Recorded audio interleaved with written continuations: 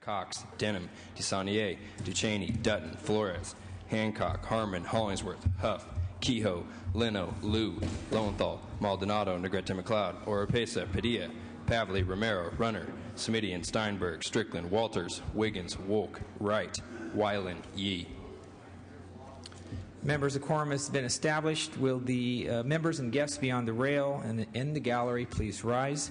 We'll be led in prayer this morning by our guest chaplain, Reverend Susan Hamilton, after which please remain standing, and we'll be led in the Pledge of Allegiance today by Senator Harmon.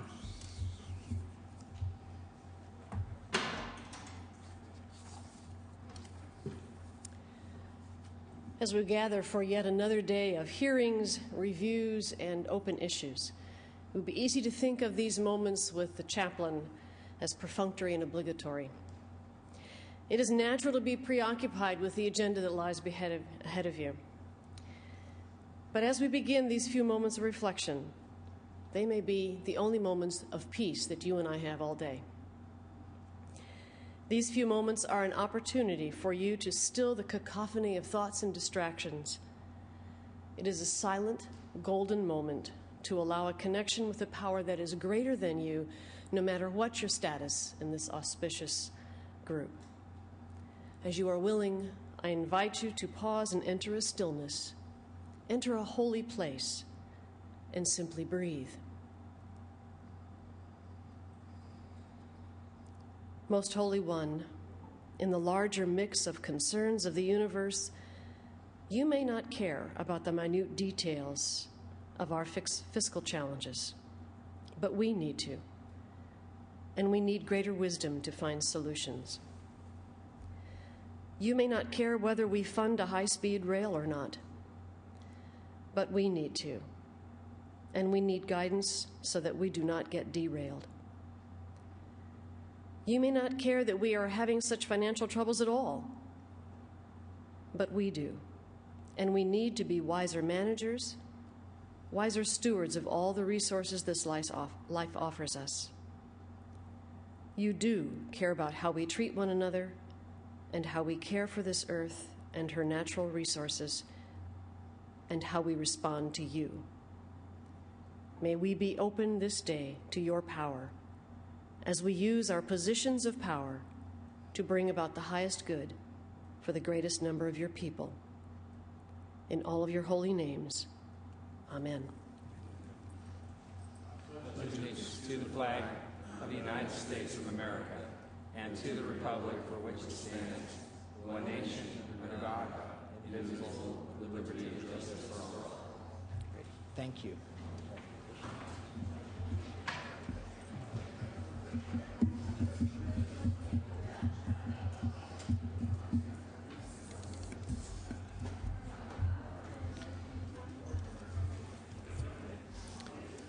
Members, we're now under privileges of the floor.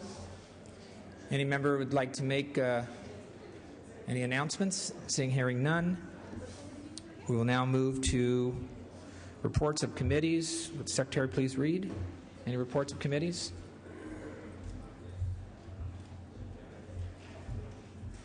Mr. President, the Chair of the Committee on Appropriations to which was referred, Senate Bill 341, 677, 744, reports the same back with author's amendments with the recommendation to amend and re-refer to the committee. Mr. President, there are amendments at the desk.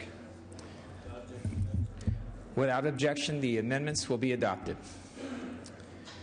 Members, without objection, the following resolutions will be withdrawn from committee and placed on today's special consent calendar. SCR 24, 31, 39, 43, 45, 46, and SR 20.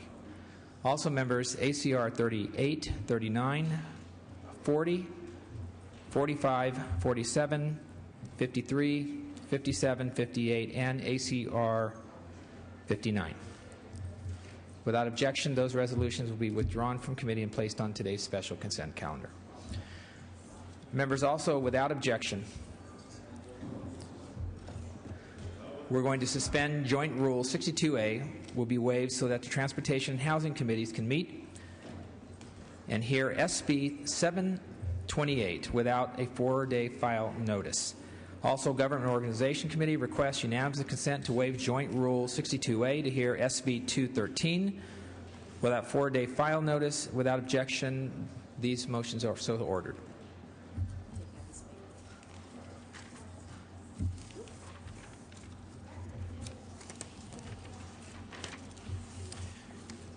Members, we're now going to move on to the consideration of the daily file. Will the clerk please deal with the second reading file? Senate Bill 481 with amendments, Senate Bill 483, Senate Bill 544, Senate Bill 359, Senate Bill 581 with amendments, Senate Bill 124, Senate Bill 527, Senate Bill 258 with amendments, Senate Bill 140 with amendments, Senate Bill 662 with amendments, Okay. Senate Bill 478, Senate Bill 202 with amendments. Members, the second reading file is deemed adopted. Read and adopted. Members, we're going to move now to Senate third reading file. Members, we're moving to Senate third reading file. We're going to start with item 20. Senator Liu, pass on file. Item 21, Senator Calderon, pass on file. File item 22, Senator DeCheney, pass on file. File item 23, Senator Denham, not at his desk. File item 24, Senator Hancock, pass on file. File item 25, Senator Wright, SB 240, dealing with an act relating to vehicles. Will the clerk please read? Secretary, please read. Senate Bill 240. Senate Bill 240. Senate Bill 240 by Senator Wright, an act relating to vehicles. Senator Wright. Thank you, Mr. President. Members, SB 240 is a bill designed to protect some of our Caltrans workers. It requires that we move over an additional lane as you're going down the highway. We've had experience where every year we lose Caltrans workers on freeways. This bill would simply require that they move over and take an additional lane. I'm not aware of any particular opposition. I've noticed that there's some concern about cost, so we'll have to work those issues out with the governor. Ask for an aye vote. Members, if there's any debate or discussion on Senator Wright's item, seeing hearing none, would the Secretary please call the roll? Onnested. Aye. Alquist. Aye. Ashburn. Aye. Benoit. Aye. Calderon. Aye. Cedillo. Cogdill. Aye. Corbett. Aye. Correa. Aye. Cox. Aye. Denham. DeSaulnier. Aye. Ducheney. Aye. Dutton. Flores. Aye. Hancock. Harmon. Aye. Hollingsworth. No. Huff. No. Kehoe. Aye. Leno. Aye. Liu. Aye. Lowenthal. Aye. Maldonado. Aye. Negrete McLeod. Aye. Oropesa. Padilla. Aye. Papley. Aye. Romero. Aye. Runner. No. Semidian. Aye. Steinberg. Aye. Strickland. Aye. Walters. Wiggins. Aye. Wolk. Aye. Wright. Aye. Aye. Wyland. Aye. Yee. Yee, aye. Ayes 30, noes 2. The measure is passed. Members, file item 26, members, Senator Steinberg is recognized at his desk for an introduction. Thank you very much, Mr. President. If I may just take a moment for purpose of introduction to introduce St. Robert's School. The 7th grade from St. Robert's School is here on their annual field trip. If you'd give them a warm welcome, they are my constituents, and great school. Thank you. Welcome. Welcome to the Senate. Item 26, Senator Leno. Senate Bill 54, related to health care coverage. Would you like to pass on this for a moment, Senator Leno? Come back to this? Okay. Will the Secretary please read Senate Bill 54 by Senator Leno, an act relating to health coverage? Senate Bill 54 by Senator Leno, an act relating to health care coverage. Thank you, Mr. President. Members, SB 54 deals with the phenomenon known as gender rating. Though we decades ago outlawed discrimination in group health care policies based on gender, the practice still exists for individual policies.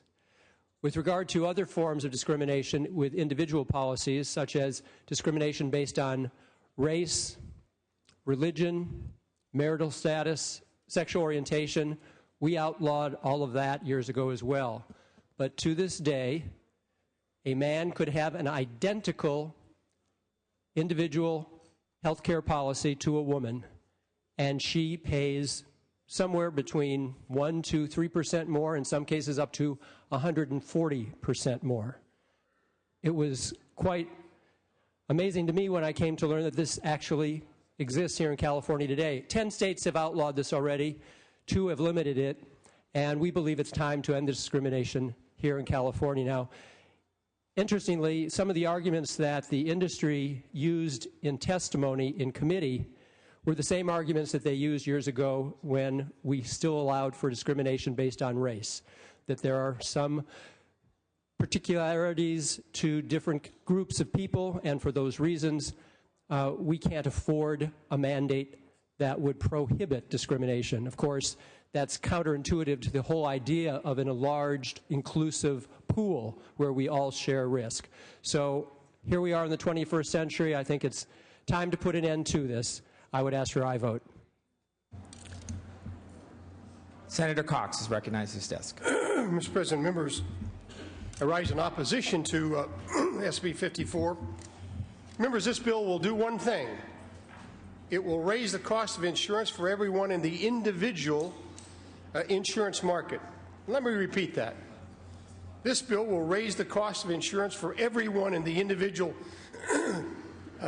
insurance market. It simply will lead to more people being uninsured. Under the existing law, actuarial criteria and data must be used when gender is used as a rating option. Men and women use different health services differently at different times in their lives. Younger women use more services than men. That trend reverses itself in later years when men use more of the services. Insurance premiums reflect change of utilization.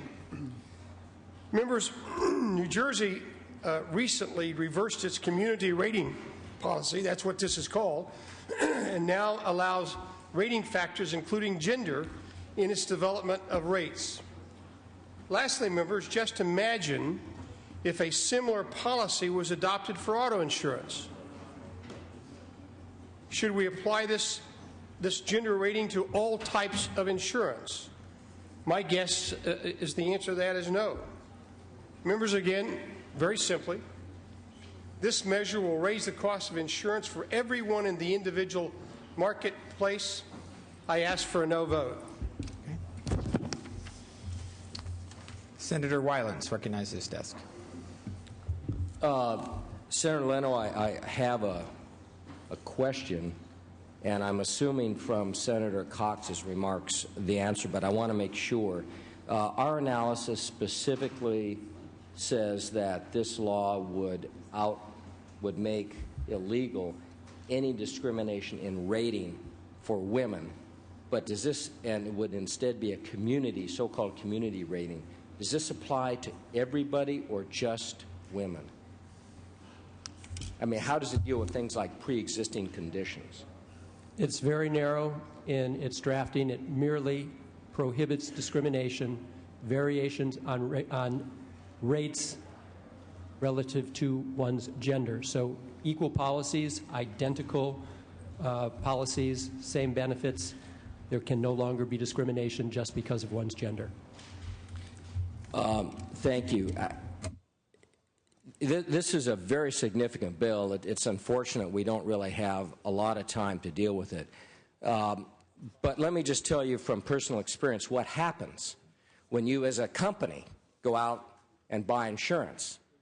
What happens now is the insurer or potential insurer will ask for a census. The census is simply a list of employees, not by name, by age and gender, those two things. And then they use their statistical data to predict the claims, because their job is to charge an amount for that insurance which reflects the claims, and there will be claims. Well, I understand where Senator Leno is going with this, and I think what we really ought to consider is something even broader, because there is no discrimination based on any pre-existing condition, for example, with a group policy. There is for all those who cannot get private insurance. And in today's market, if you go out and try to get a policy yourself, even the underwriting is so strict that the smallest little condition typically means you're rejected, which is one of the reasons we have a large number of uninsured who would like to be insured but can't be. I think on balance, unfortunately, I'm going to have to vote no on this, and that's because if you have a business, for example, that employs mainly young men, and there are businesses like that, your rates are going to go up. If you have, depending on the age of the women in your workforce, your rates will change. So I just don't think it's fair to those companies with that sole distinction. But I think it would be worth considering actually a broader bill which might cover more people. I think that would make some sense. Thank you. Senator Alquist is recognized at her desk. Thank you. We had a long discussion of this bill in Health Committee, so in the Policy Committee, which is the appropriate place, we did discuss it. And what we really need to talk about is not what's fair to the company, but what's fair to individuals, and what's fair to men and what's fair to women. I'm very supportive of this bill, and I ask for your support. Senator Leno, may close. Thank you, Mr. President. Just in response to some of the oppositional voice here, again, the very same arguments were used when we ended the ban on discrimination and rating based on one's race and ethnicity. The identical arguments were made, that this would raise the rates for everybody, more people would be unable to afford, and we would have few people insured in California. That did not happen. The same arguments were made in other states where gender rating is prohibited, including New York and Oregon and Washington, and in fact, the fears have not come to be. We have already ended this discrimination in group policies, both federally and in the state of California. As more and more people are losing their jobs, more and more people are losing their health insurance. Women typically have a greater difficulty in finding full-time employment and full-time employment with benefits. Women also earn 79 cents on the dollar compared to what men make. So it is about time that we put an end to this discrimination and make sure that women in need of insurance can afford it. The actuarial data that the industry claims this is all based on just doesn't exist, because in some cases discrimination is maybe in the neighborhood of 5 or 10%. We have some instances where it's over 100%. There's no consistency to it. This is not based on data. It's based on discrimination. I ask for your aye vote. Great.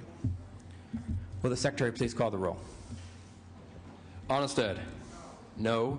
Alquist. Aye. Ashburn. No. Benoit. No. Calderon.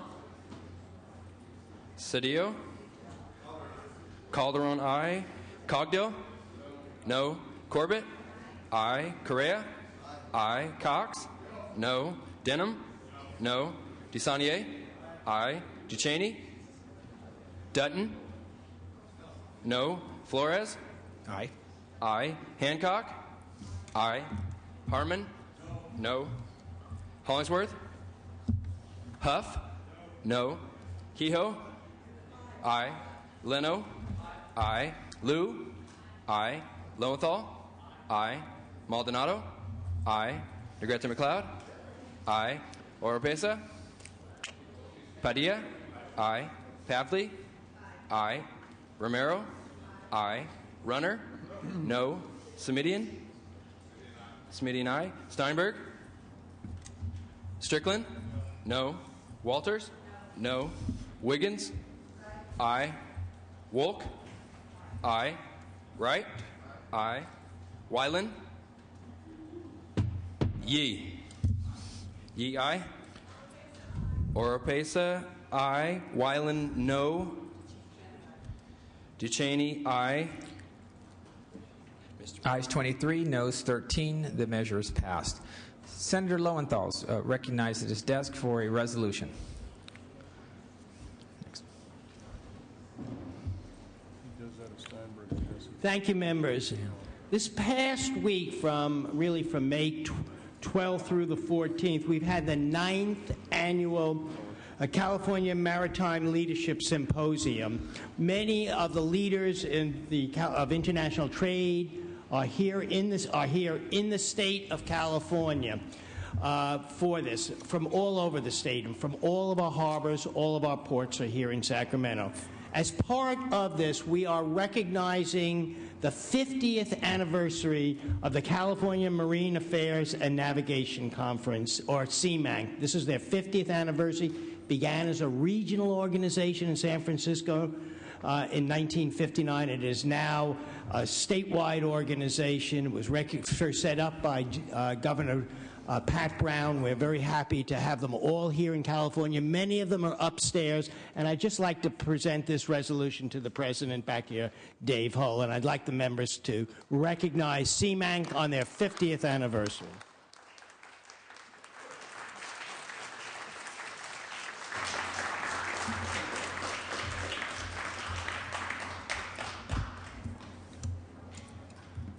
Senator Denham, you're recognized at your desk. Thank you, Mr. President. Members, under privileges of the floor, I'd like to recognize and honor Senior Pastor Stephen Hammond from Los Banos. In Merced County, we have a Father of the Year selection where students will write about their father and what it means to them and their family and the pride that goes along with that. And Pastor Hammond was our selection last year. He's joined here today with his wife, Terry, and his sons, Joshua and Armand. Welcome to the Senate. Thank you. Welcome to the Senate. Members, returning back to the third reading file, I would like to go to item 27, Senator Corbett, pass on file. Item 28, Senator Padilla, SB 475. Would the clerk please read? Senate Bill 475 by Senator Padilla, an act relating to guide dogs for the blind. Thank you, Mr. President. Members, SB 475 would allow the State Board of Guide Dogs for the Blind to raise the current fee cap that's been in place since 1994. Since 1994, the workload has more than doubled. The Budget Office of the Department of Consumer Affairs now projects a fund deficiency by 2012-2013. This increase from 0.004, which is 0.4% to 0.5% is needed so they can continue their licensing and enforcement functions. It's supported by the California Council of the Blind, Guide Dog Users of California, Guide Dogs of America Training School. Ask for your support. Debate or discussion? Senator Pavlik? Wanted to thank Senator Padilla for carrying this bill. As a family that's raised and trained 4 guide dogs for the blind, these are very important. Senator Padilla, you may close. It came out with bipartisan support of the committee. Ask for the same support here. Secretary, call the roll. Onestad? Aye. Alquist? Aye. Ashburn? Benoit? Calderon? Aye. Cedillo? Cogdill? Aye. Corbett? Aye. Correa? Aye. Cox? Aye. Denham? Aye. DeSaulnier? Ducheney? Aye. Dutton? Aye. Flores? Aye. Hancock? Aye. Harmon? Aye. Hollingsworth? Huff? Aye. Kehoe? Aye. Leno? Aye. Liu? Aye. Lowenthal? Aye. Maldonado? Aye. Negrete McLeod? Aye. Oropesa? Aye.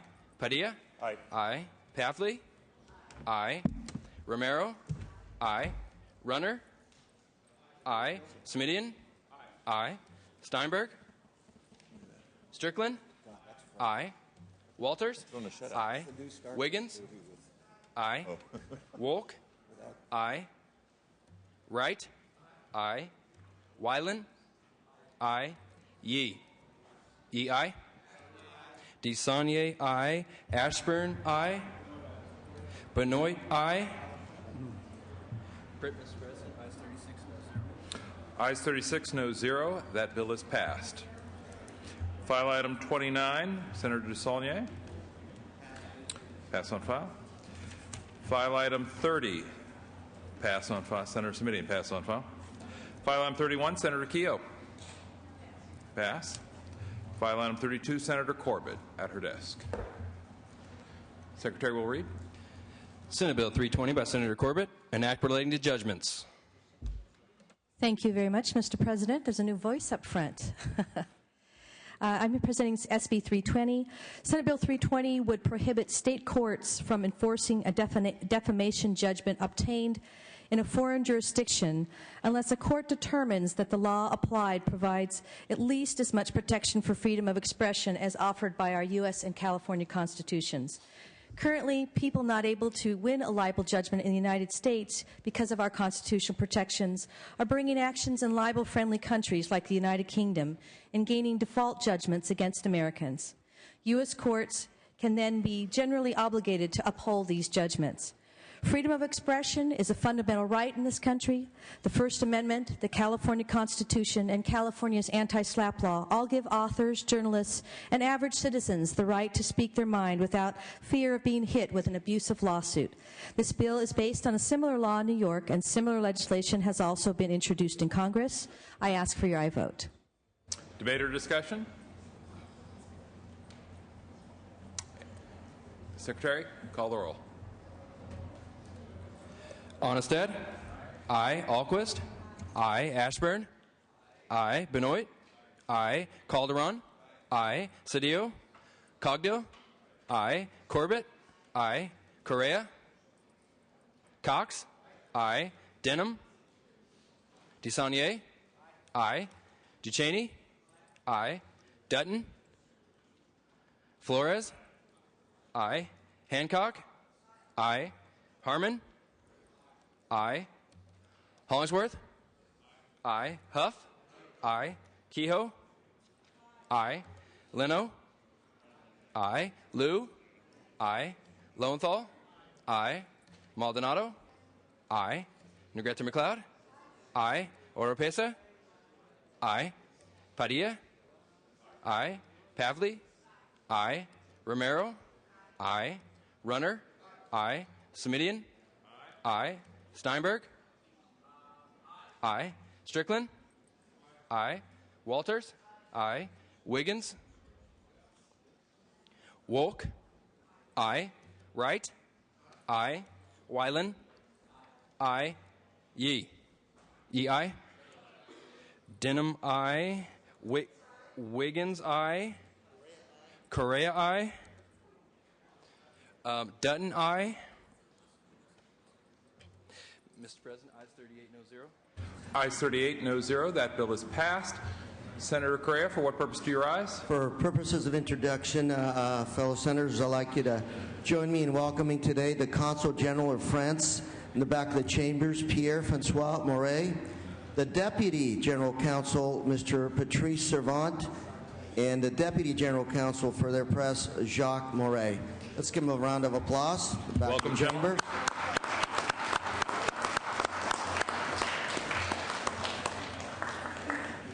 File item 33, Senator Pavley. Pass on file. File item 34, Senator Hollingsworth.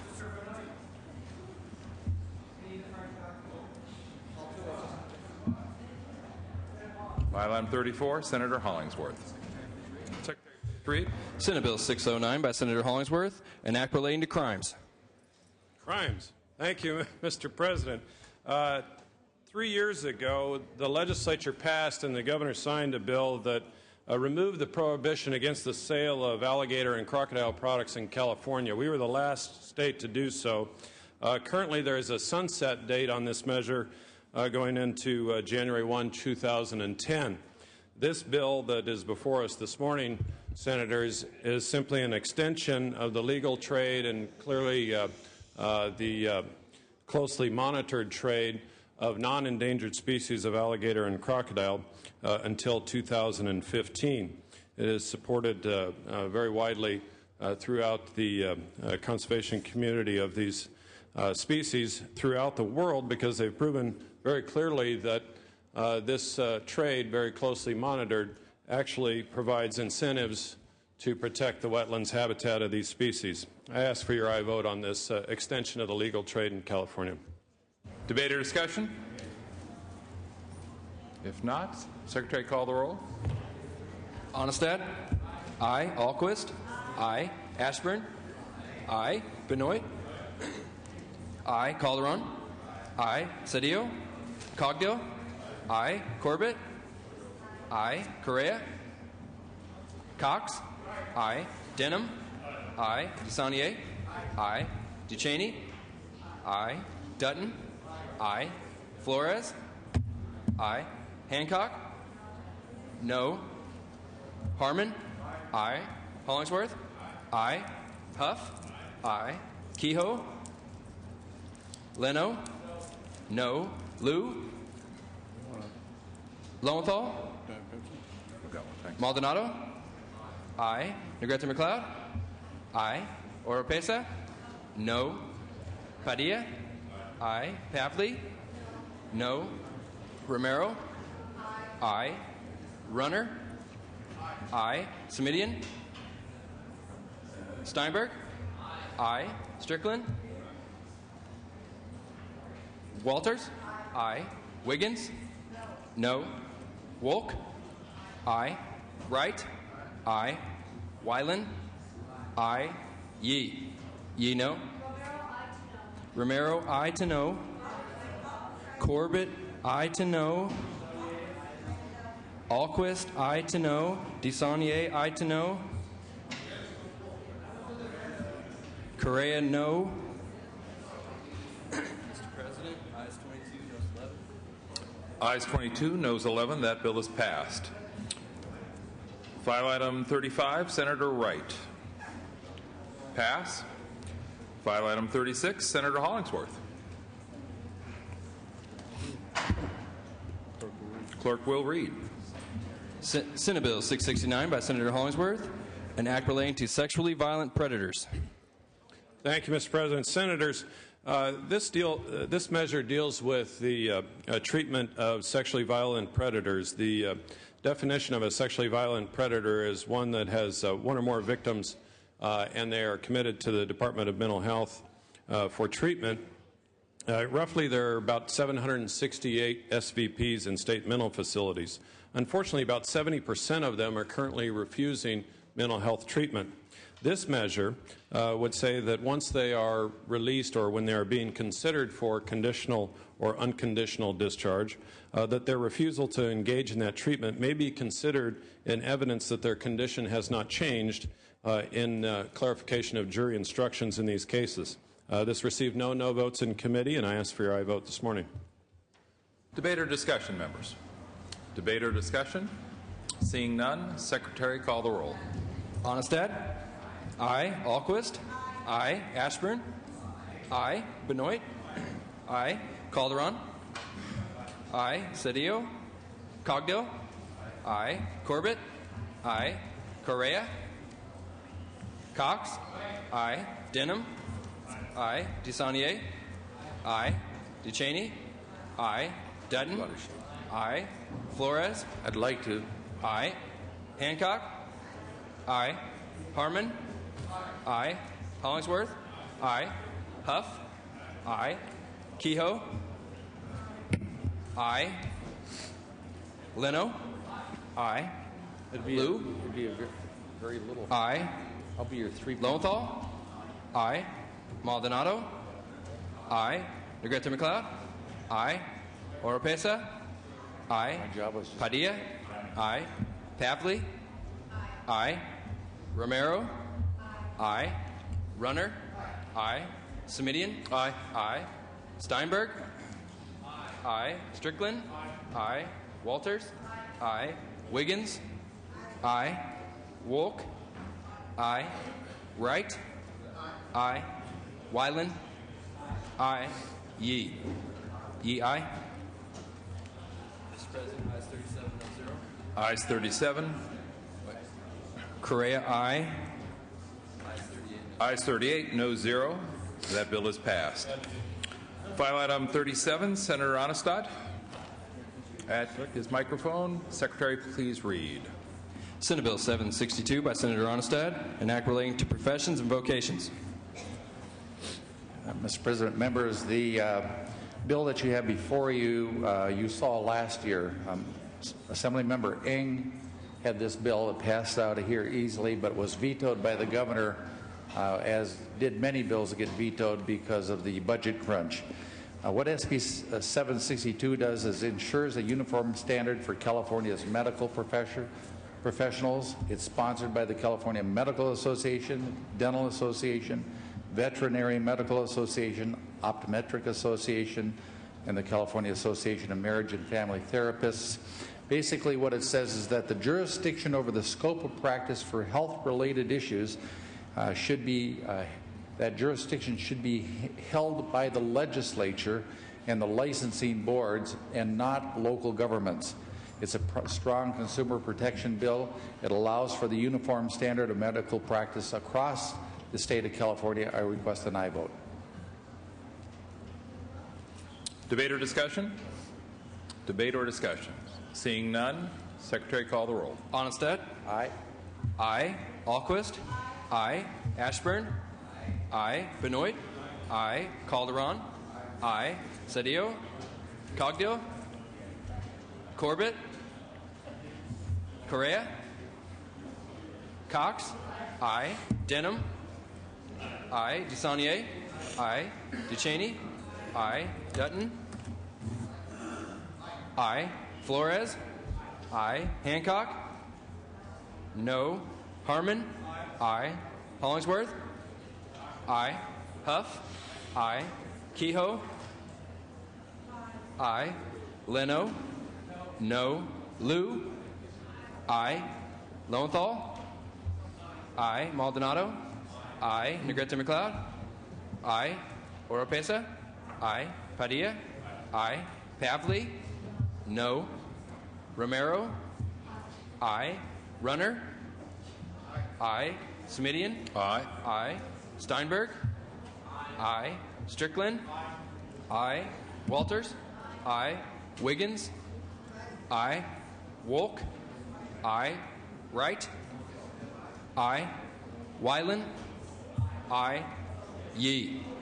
Yee, aye. Flores, aye to no. Cogdill, aye. Correa, aye. Kehoe, no. Lowenthal, aye to no. Mr. President, ayes 31, no 6. Ayes 31, no 6. The bill is passed. File item 38, Senator Maldonado. President will read. Excuse me. Senate Bill 741 by Senator Maldonado, an act relating to security services. Thank you, Mr. President and members. I've introduced SB 741 on behalf of the Department of Consumer Affairs. SB 741 would grant the Bureau of Security and Investigative Services enforcement authority over proprietary private security officers and proprietary private security employers. I'd ask for an aye vote. It's had bipartisan support. Debate or discussion? Seeing and hearing none, Secretary, call the roll. Onestad? No. Alquist? Aye. Ashburn? Aye. Benoit? Calderon? Aye. Cedillo? Cogdill? Aye. Corbett? Aye. Correa? Aye. Cox? Aye. Denham? Aye. DeSaulnier? Aye. DeCheney? Aye. Dutton? Aye. Flores? Hancock? Harmon? Aye. Hollingsworth? Huff? Kehoe? Aye. Leno? Aye. Liu? Lowenthal? Aye. Maldonado? Negrete McLeod? Aye. Oropesa? Aye. Padilla? Aye. Pavley? Aye. Romero? Aye. Runner? Aye. Smidian? Aye. Aye. Steinberg? Strickland? Aye. Walters? Aye. Wiggins? No. Wolk? Aye. Wright? Aye. Wyland? Aye. Yee? Yee, aye. Maldonado, aye. Benoit, aye. Mr. President. Hancock, aye. Secretary, call the absent members. Cedillo? Flores? Hollingsworth? Huff? Huff, no. Liu? Liu, aye. Steinberg? Steinberg, aye. Flores, aye.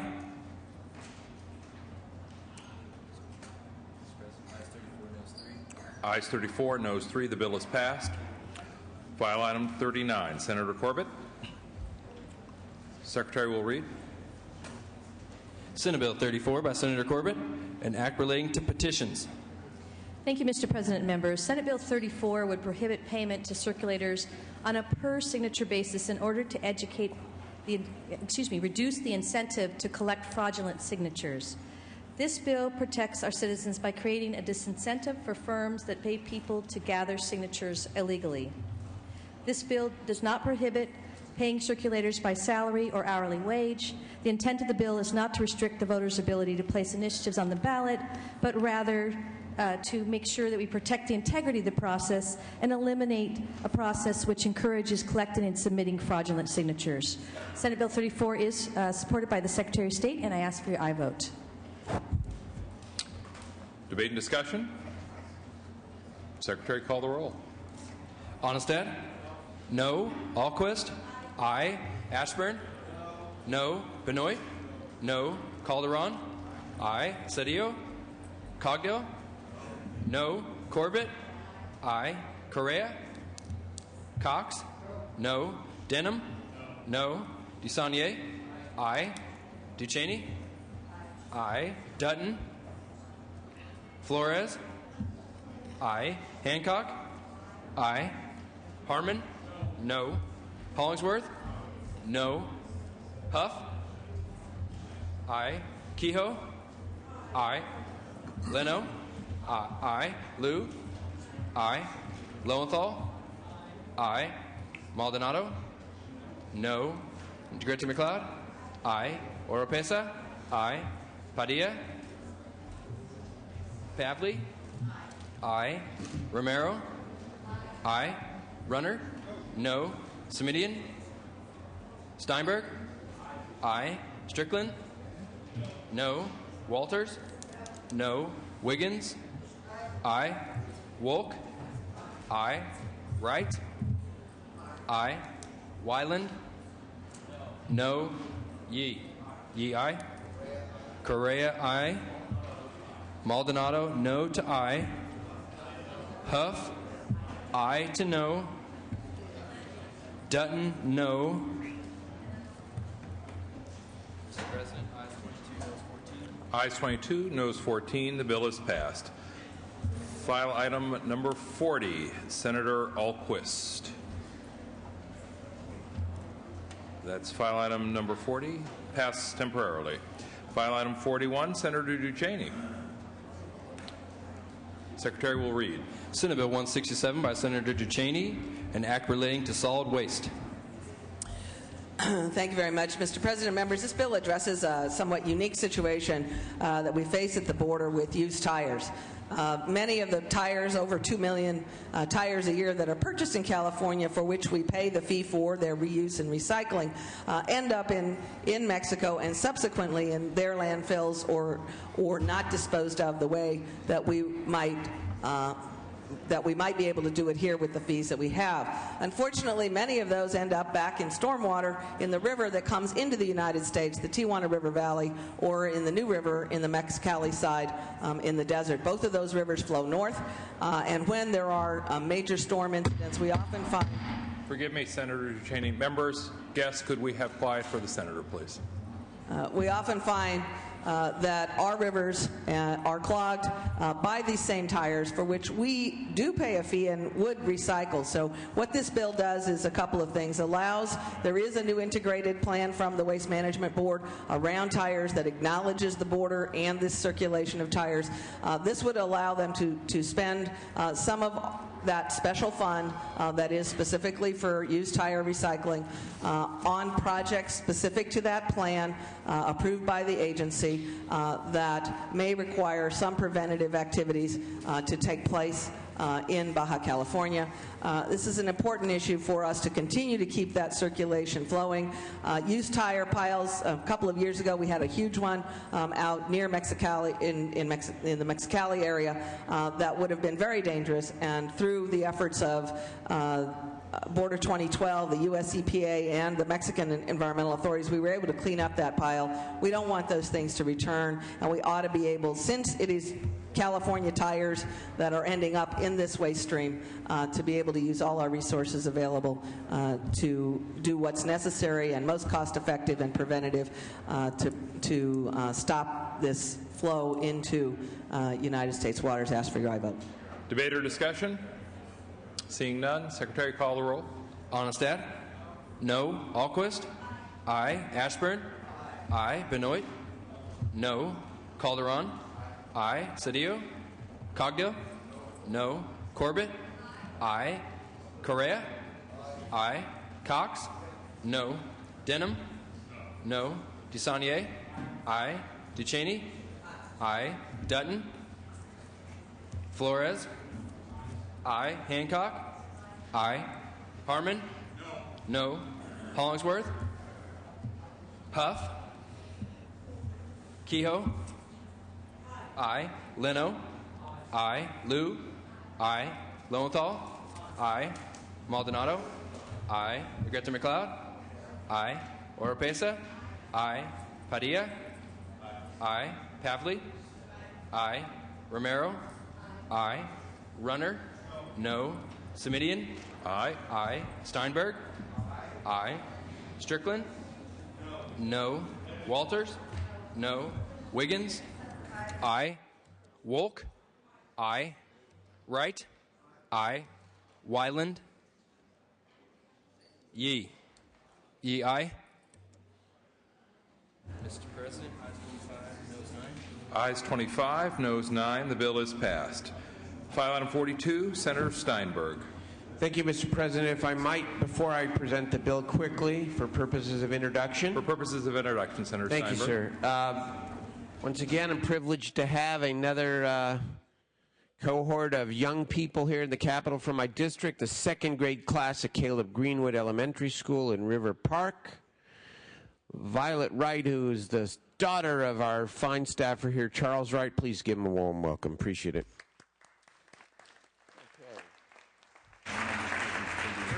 Up in the gallery. We join you in that welcome. And before we begin, Secretary will read. Senate Bill 208 by Senator Steinberg, an act relating to Medi-Cal and declaring the urgency thereof to take effect immediately. Thank you very much, Mr. President and members. This is a vehicle, if you will, for the state's next application to receive a federal Medicaid hospital waiver. And this is an opportunity in these difficult times, members, to work with the federal government to expand the number of dollars that come to California for health care. Our goal as we go forward with this bill as the vehicle is to maximize new federal funds, strengthen the health care safety net, improve health outcomes, and hopefully expand coverage to the uninsured, as well as President Obama and the Congress grapple with how to create universal access. I'd urge an aye vote on this important opportunity. Debate or discussion? If not, members, this is a 27-vote bill. Secretary, call the roll. Onnested? Aye. Alquist? Aye. Ashburn? Aye. Benoit? Aye. Calderon? Aye. Cedillo? Cogdill? Aye. Corbett? Aye. Correa? Ayes on the urgency. Aye. Ayes on Cox? Aye. Denham? Aye. DeSaulnier? Aye. DeCheney? Aye. Dutton? Aye. Flores? Aye. Hancock? Aye. Harmon? Aye. Hollingsworth? Aye. Huff? Aye. Kehoe? Leno? Aye. Liu? Aye. Lowenthal? Aye. Maldonado? Aye. Negrete McLeod? Aye. Oropesa? Aye. Padilla? Aye. Pavley? Aye. Romero? Aye. Runner? Smidian? Aye. Aye. Steinberg? Aye. Strickland? Aye. Walters? Aye. Wiggins? Aye. Wolk? Aye. Wright? Aye. Wyland? Aye. Yee? Yee, aye. Runner, aye. Kehoe, aye. Mr. President, Ayes 38, no 0 on the urgency. Ayes 38, no 0 on the measure. That bill is passed. File item 43, Senator Lowenthal. Secretary, please read. Senate Bill 296 by Senator Lowenthal, an act relating to health care coverage. Thank you, Mr. President. SB 296 requires that health care service plans that offer mental health services, one, they make that information and materials that are already required by law for them to provide to the Department of Managed Health Care to be made available online in their own website. Two, it provides that they provide a link from their website, the health care plans, to the Department of Managed Health Care. And three, when they issue benefits cards to each enrollee, that it be provided with useful information such as the contact number for mental health services and a website address. I will continue to work with the health care plans to make sure that the information that they provide on their website is not proprietary and is not onerous, but will continue in the spirit of this, that it's useful to the people who have paid into that health care plan to know what benefits they are allowed. I urge your aye vote on this very reasonable bill. Secretary, call the roll. Onnested? Aye. Alquist? Aye. Ashburn? No. Benoit? Calderon? Aye. Cedillo? Cogdill? No. Corbett? Aye. Correa? Aye. Cox? Aye. Denham? No. DeSaulnier? Aye. DeCheney? Dutton? No. Flores? Aye. Hancock? Aye. Harmon? No. Hollingsworth? No. Huff? No. Kehoe? Aye. Leno? Aye. Liu? Aye. Lowenthal? Aye. Maldonado? Aye. Negrete McLeod? Aye. Oropesa? Aye.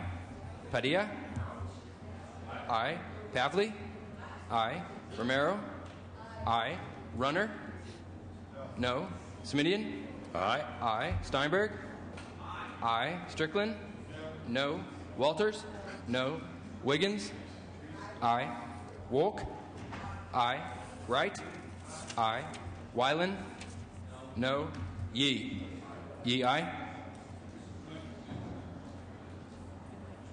Benoit? No. Mr. President, ayes 25, noes 12. Ayes 25, noes 12. The bill is passed. File item 44, Senator Hancock. Secretary will read. Senate Bill 387 by Senator Hancock, an act relating to ballots. Thank you very much, Mr. President and members. SB 387 will ensure that all votes are counted when the voter's intent is clear and end the practice of rejecting ballots in the event voters doodle on them or write their name on them. Under current law, ballots can be rejected if there are any extraneous markings, and in fact, the most common reason is voters scribbling on the ballot to make sure their pen works. This bill would say that these extra marks would no longer invalidate the ballot, and if there were personal information included, the ballot would be remade as we do with all damaged ballots. The bill is sponsored by the Secretary of State. There is no opposition, and I would ask for your aye vote. Debate or discussion? Senator Correa, your microphone is up on this item, sir. Thank you, Mr. President. Just wanted to rise in support of this bill. Members, just wanted to make sure you understand what this bill is really about. 2006, during my election, there was a lot of absentee ballots that were kicked out, not counted, not because the intent of the voters wasn't clear, but rather a lot of new voters not only signed the outside of the envelope, but actually signed the ballot as well to make sure that people knew it was them that was voting. So good faith effort by new voters to make sure that they had their identifying mark on that ballot as well as the envelope resulted in their vote not being counted. And if clearly that's not the intent of the law, the intent of the law is every vote should be counted. That's legal vote. I ask for an aye vote here. Thank you, Senator. Senator Hancock, you may close. Ask for your aye vote. Secretary, call the roll. Onestad? Aye. Alquist? Aye. Ashburn? No. Benoit? No. Calderon? Aye. Cedillo? Cogdill? No. Corbett? Aye. Correa? Aye. Cox? No. Denham? No. DeSaulnier?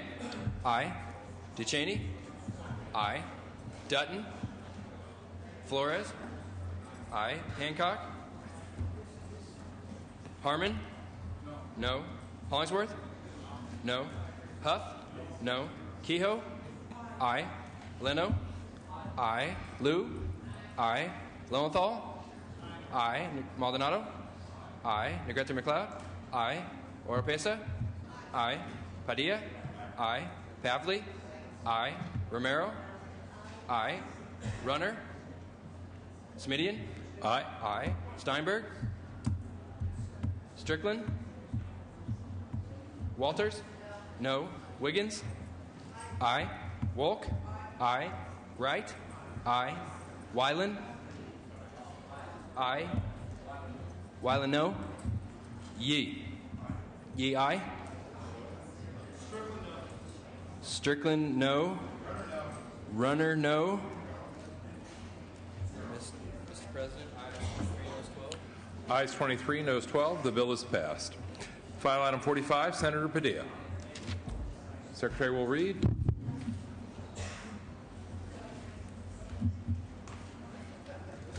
Senate Bill 449 by Senator Padilla, an act relating to firearms. Thank you, Mr. President. Members, SB 449 will delete the current requirement for pawnbrokers and secondhand dealers to report firearms sales and acquisitions to local law enforcement agencies and replace that requirement with a direct reporting to the Department of Justice. By doing so, we hope to simplify the reporting process and maintain the accuracy and reliability of the statewide automated firearm system. This bill received bipartisan support unanimously in public safety, and it's supported by the Police Chiefs Association, PORAC, Sheriff's Association, and a lot of the law enforcement community. Ask for your aye vote. Debate or discussion? If not, Secretary, call the roll. Onestad? Aye. Alquist? Aye. Ashburn? Aye. Benoit? Calderon? Aye. Cedillo? Cogdill? Aye. Corbett? Aye. Correa? Aye. Cox? Aye. Denham? DeSaulnier? Denham, aye. DeSaulnier, aye. Duchesne? Aye. Dutton? Aye. Flores? Aye. Hancock? Aye. Harmon? Aye. Hollingsworth? Aye. Huff. Aye. Kehoe. Aye. Leno. Aye. Liu. Aye. Lowenthal. Aye. Maldonado. Aye. Negrete McLeod. Aye. Oropesa. Aye. Padilla. Aye. Pavley. Aye. Romero. Aye. Runner. Aye. Semidian. Aye. Aye. Steinberg. Strickland. Aye. Walters. Aye. Wiggins. Wolk. Aye. Wright. Aye. Weiland. Aye. Yee. Yee, aye. Benoit, aye. Wiggins, aye. Mr. President, ayes 37, no 0. Ayes 37, no 0. The bill is passed. File item 46, please. Senator Corbett. Secretary will read. Senate Bill 470 by Senator Corbett, an act relating to pharmacy. Thank you very much, Mr. President, members. Senate Bill 470 serves as a strong consumer protection measure that will allow patients at their request to have more specific information about their medication included on the prescription drug labels in full consultation with their doctors. 2 years ago, I authored legislation that required the Board of Pharmacy to create uniform prescription drug labels and allow for public meetings with stakeholders. Based on the feedback the Board of Pharmacy has received from these meetings, it's become clear that including information with regard to the purpose and condition for which a person is taking a prescription drug should be included on the labels to help prevent medication errors, particularly among seniors who are routinely prescribed several medications at the same time. The bill is sponsored by the Board of Pharmacy and is supported by the California Association of Health System Pharmacists, UCSF School of Pharmacy, California Retailers Association, and the California Alliance for Retired Americans. It was unanimously passed out of the Business and Professions Committee with strong bipartisan support, and I ask for your aye vote. Debate or discussion? Seeing and hearing none, Secretary call the roll. Onnested. Aye. Alquist. Aye. Ashburn. Aye. Benoit. Aye. Calderon. Aye. Cedillo. Cogdill. Aye. Corbett. Aye. Correa. Cox. Aye. Denham. Aye. DeSaulnier. Aye. Duchesne. Aye. Dutton. Aye. Flores. Aye. Hancock. Aye. Harmon. Aye. Hollingsworth. No. Huff. Aye. Kehoe. Aye. Leno. Aye. Liu. Aye. Lowenthal. Aye. Maldonado. Aye. Negrete McLeod. Aye. Oropesa. Aye. Padilla. Aye. Pavley. Aye. Romero. Aye. Runner. Aye. Semidian. Aye. Aye. Steinberg. Strickland. Aye. Walters. Aye. Wiggins. Aye. Wolk. Aye. Wright. Aye. Weiland. Aye. Yee. Yee, aye. Correa, aye. Mr. President, ayes 36, noes 1. Ayes 36, noes 1. The bill is passed. File item 47, Senator Flores. Secretary will read. Senate Bill 477 by Senator Flores, an act relating to housing. Thank you, members. This bill authorizes a redevelopment agency to use its low and moderate income housing funds to finance the purchase of low income housing tax credits. Ask for an aye vote. Debate or discussion? Seeing and hearing none, Secretary call the roll. Onnested. No. Alquist. Aye. Ashburn. No. Benoit. No. Calderon. Aye. Cedillo. Cogdill. No. Corbett.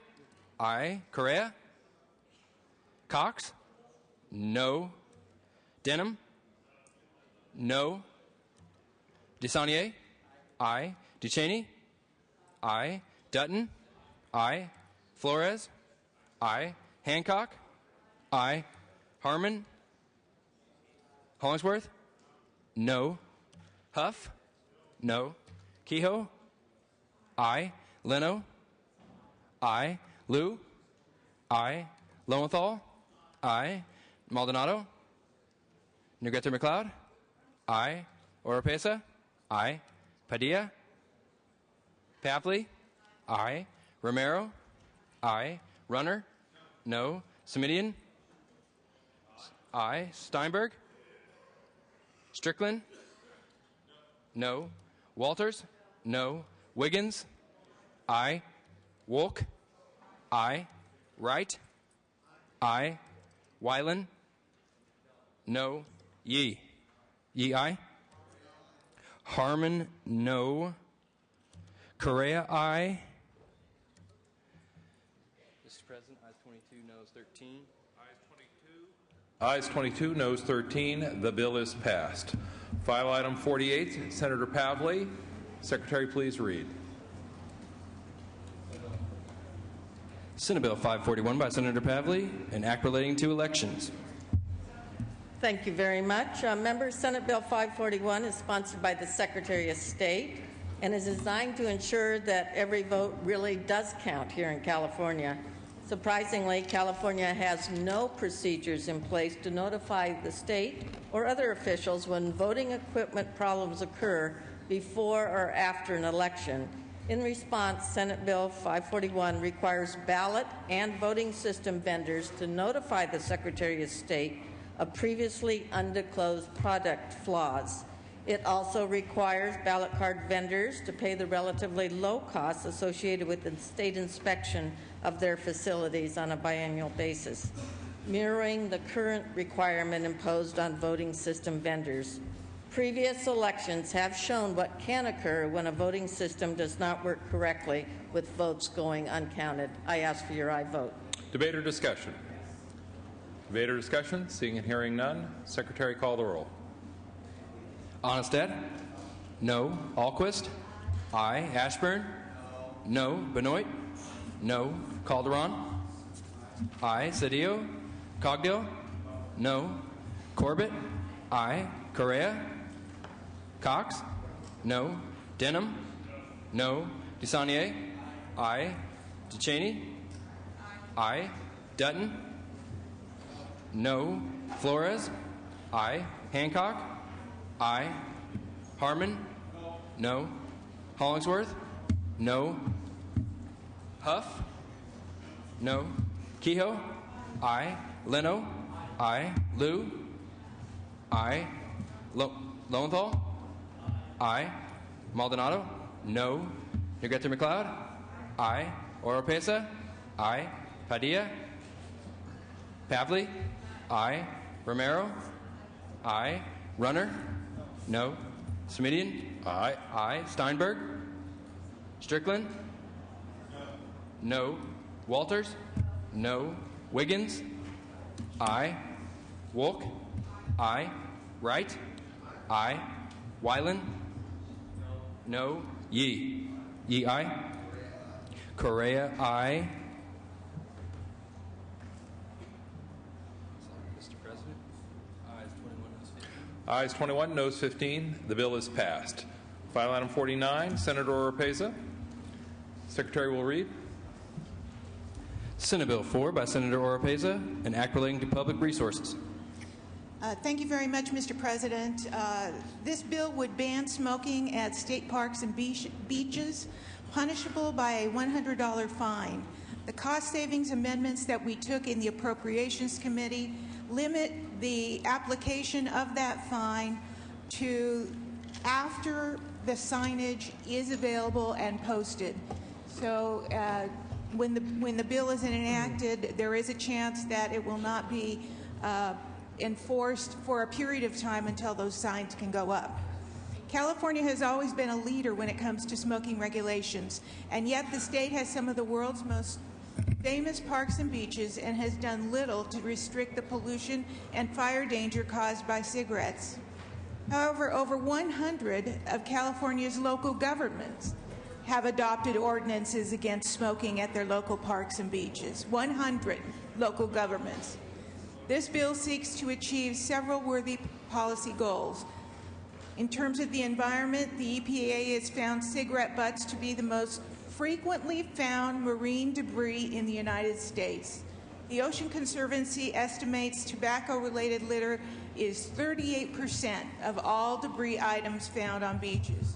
Also, this pollution presents a serious threat to marine life by interfering with their ability to eat and digest food.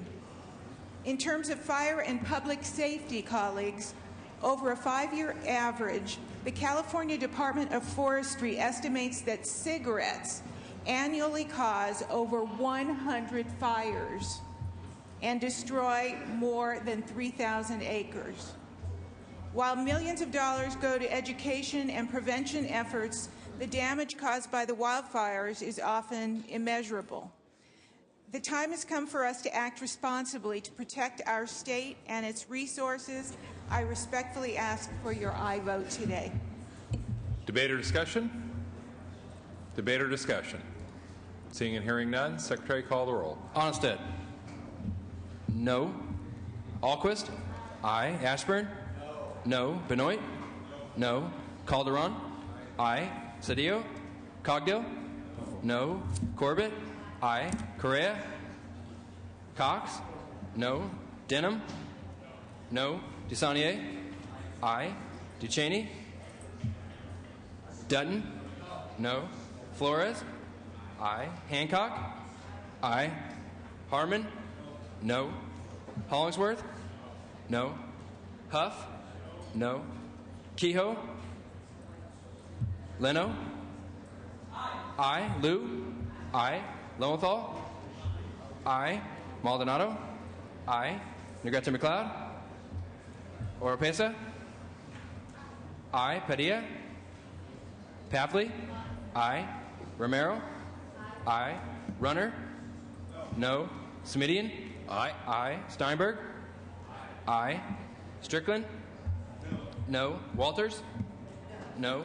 Wiggins? Wolk? Aye. Wright? Wyland? No. Yee? Yee, aye. Wiggins, aye.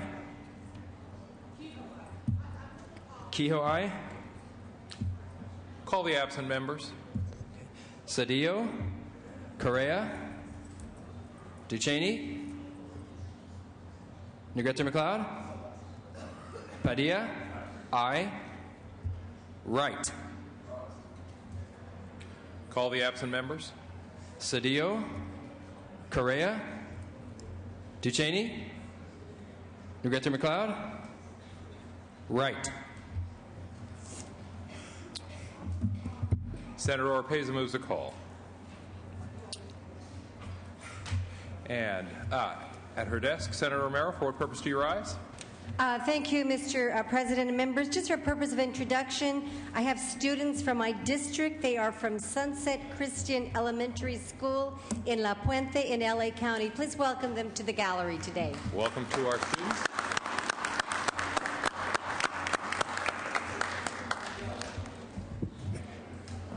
Senator Ashburn, for what purpose do you rise, sir? Mr. President and Senators, I would ask you to join in giving my seatmate, one of the finest senators serving California, a very happy, warm, happy birthday greeting to Mimi Walters. So ordered.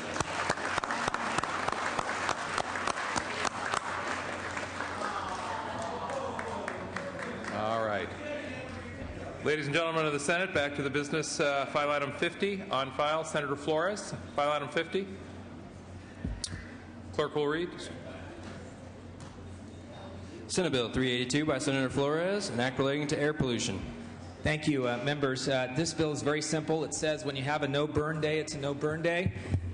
In the Central Valley, many residents were a little dismayed to find out they couldn't burn their fireplace and yet to see an entire ag burn going on at the same time. This simply makes both of them work together. So that means if there's not a fireplace burn, there's not an ag burn. If there's not an ag burn, not a fireplace burn.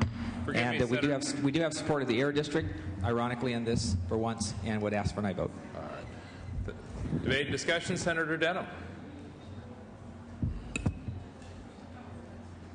I rise in opposition. Not only do I disagree with the policy, I just believe that this bill is unnecessary. Under a previous bill that Senator Flores authored, we are now stopping ag burning as of the end of next year. So in essence, what this bill does is during the 2 cold months November and December of next year, we'll have about 27 non-residential burn days that may have 6 to 8 ag burn days that overlap them. So we're running a bill here for 6 to 8 possible ag burn days that would be eliminated. It just makes no sense, especially when the ban is going to go in at the end of the year.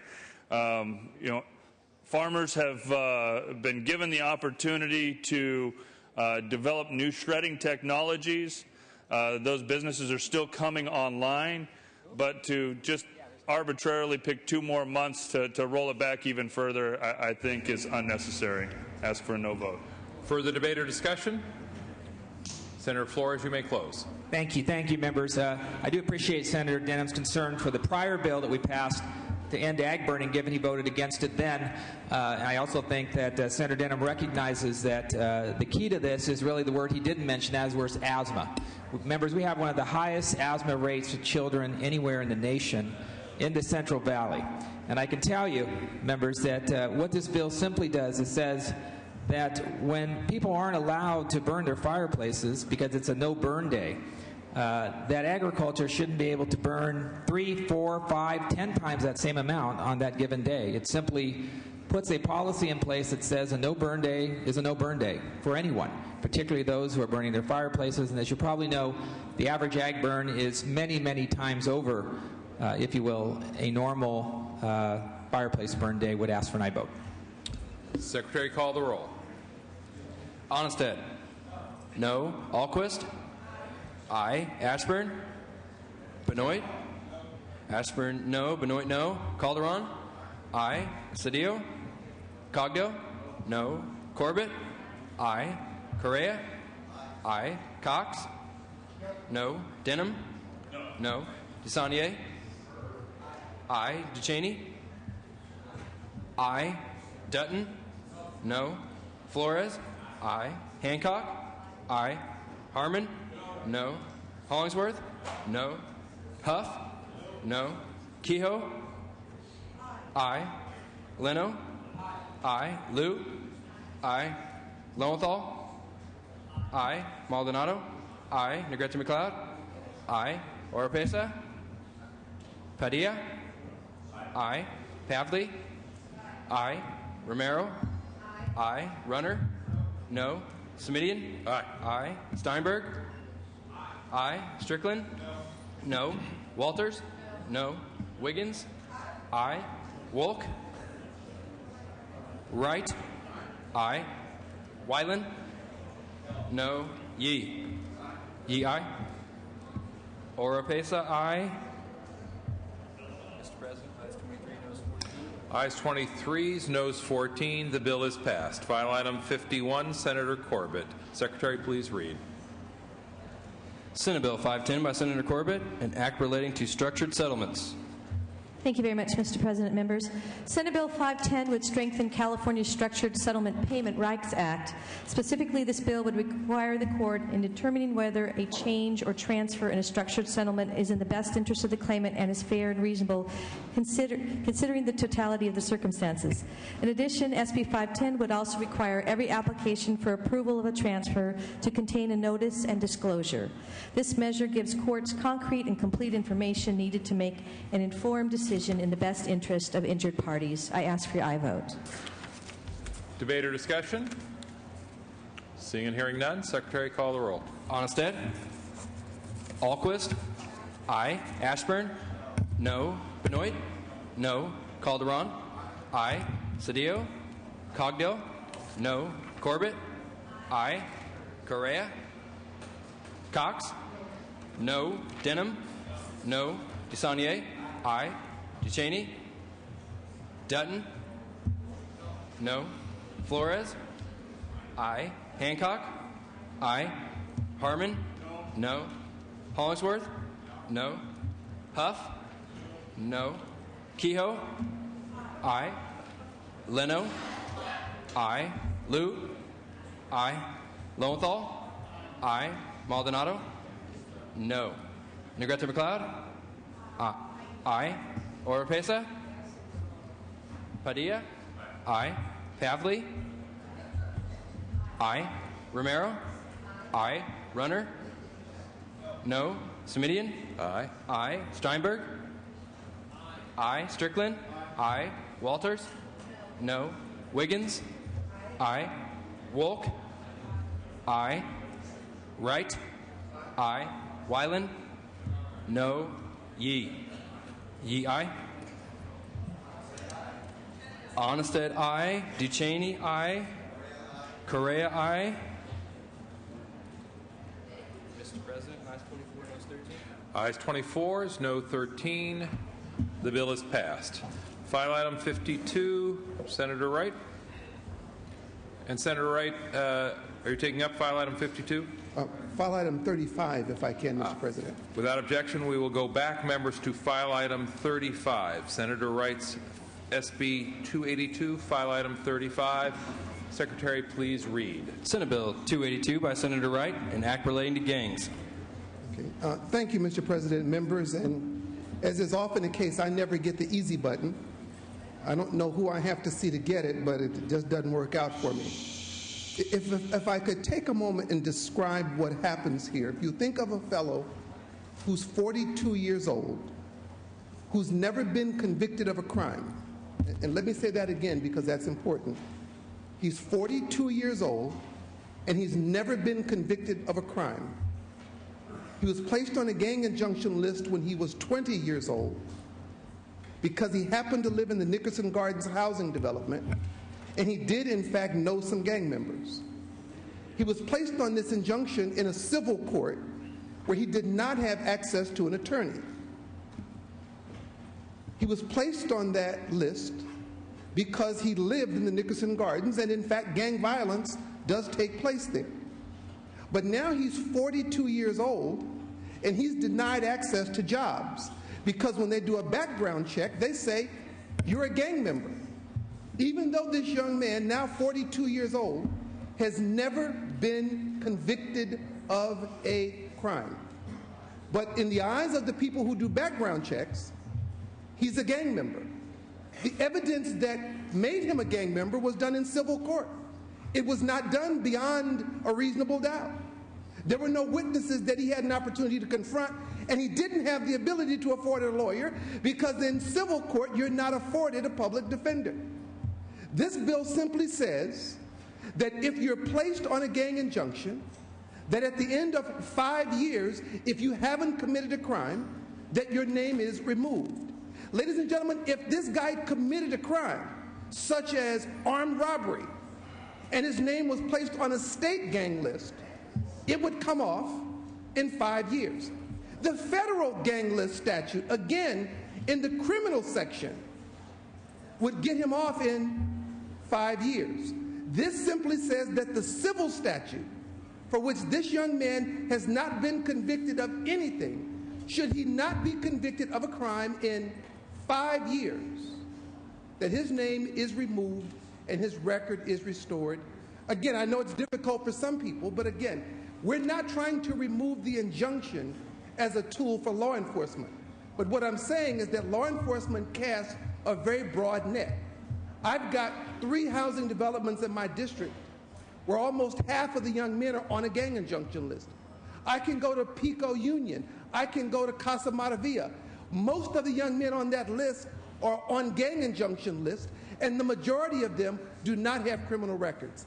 This would simply become a civil rights issue if it wasn't for the fact that we castigate people for, in some cases, their crime is being poor and living in a housing development. I would ask for your aye vote.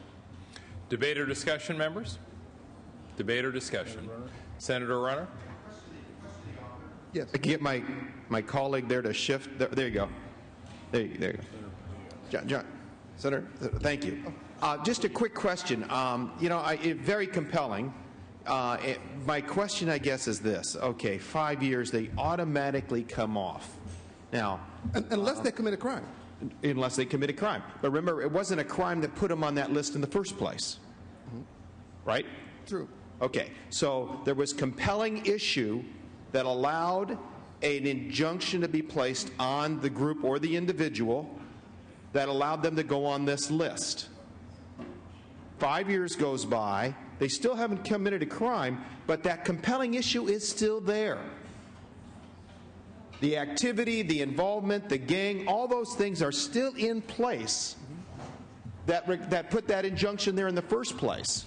What you're saying is then it automatically disappears. Now, I appreciate the concern, and I think the example you gave is something that is interesting, somebody many, many years later. But more specifically, I'd be concerned about the fact that the elements that put the person on the list in the first place are still in place in 5 years. And to have them automatically go off, I have difficulty with. I think you're going in the right direction. I'm just concerned that there'll be some who still need to have the injunction placed upon them who would automatically have it fall off. So I think that the complete removal is a bit too broad. Let me. And that's a question. Thank you. Is that through the chair? In the event this young man commits a crime inside the 5 years, it's automatically extended, and law enforcement doesn't have to do anything. But moreover, in the event that he's involved in some activity, they can extend the injunction simply because he violated the injunction. So let's say, for the sake of discussion, that they say, you know what, we still think that Johnny's gangbanging. Then they simply file again and extend it for another 5 years. It doesn't preclude them from doing that.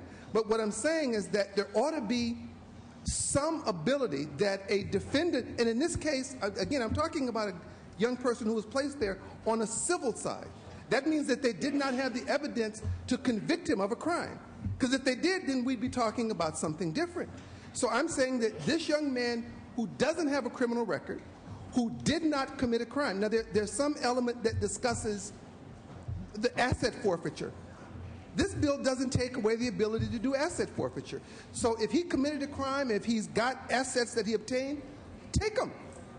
But the concern that I have is that at what point do we say to someone who has never been convicted of a crime that you remain on this list forever? Because we have no air conditioning. Not 2 years, not 3 years. He stays on this list forever. He could be 80 years old, and he's still on this gang injunction list. So this young man doesn't have an opportunity to ever go out and seek employment because the background check will get him done. So it doesn't say that they can't use it. Okay. Senator Padilla. Thank you, Mr. President.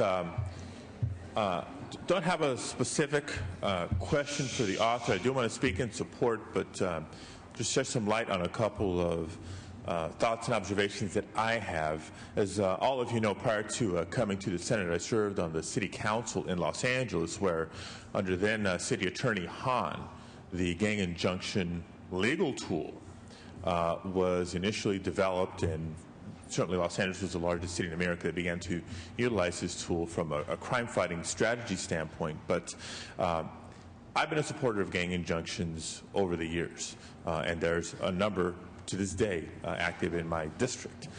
In recent years, through a juvenile justice and juvenile reform and rehabilitation conversation, light has been shed on this very issue. As controversial as it sometimes is to put a gang injunction in place and present to the court for approval a specific list of individuals and names on that injunction, it's only been in recent years that people have been willing to tackle the question of, wait a minute, how does somebody actually get off the list? Because if you're trying to send a message about good behavior, about abiding by the law of the land, then yes, it's there to punish illegal and other bad behavior.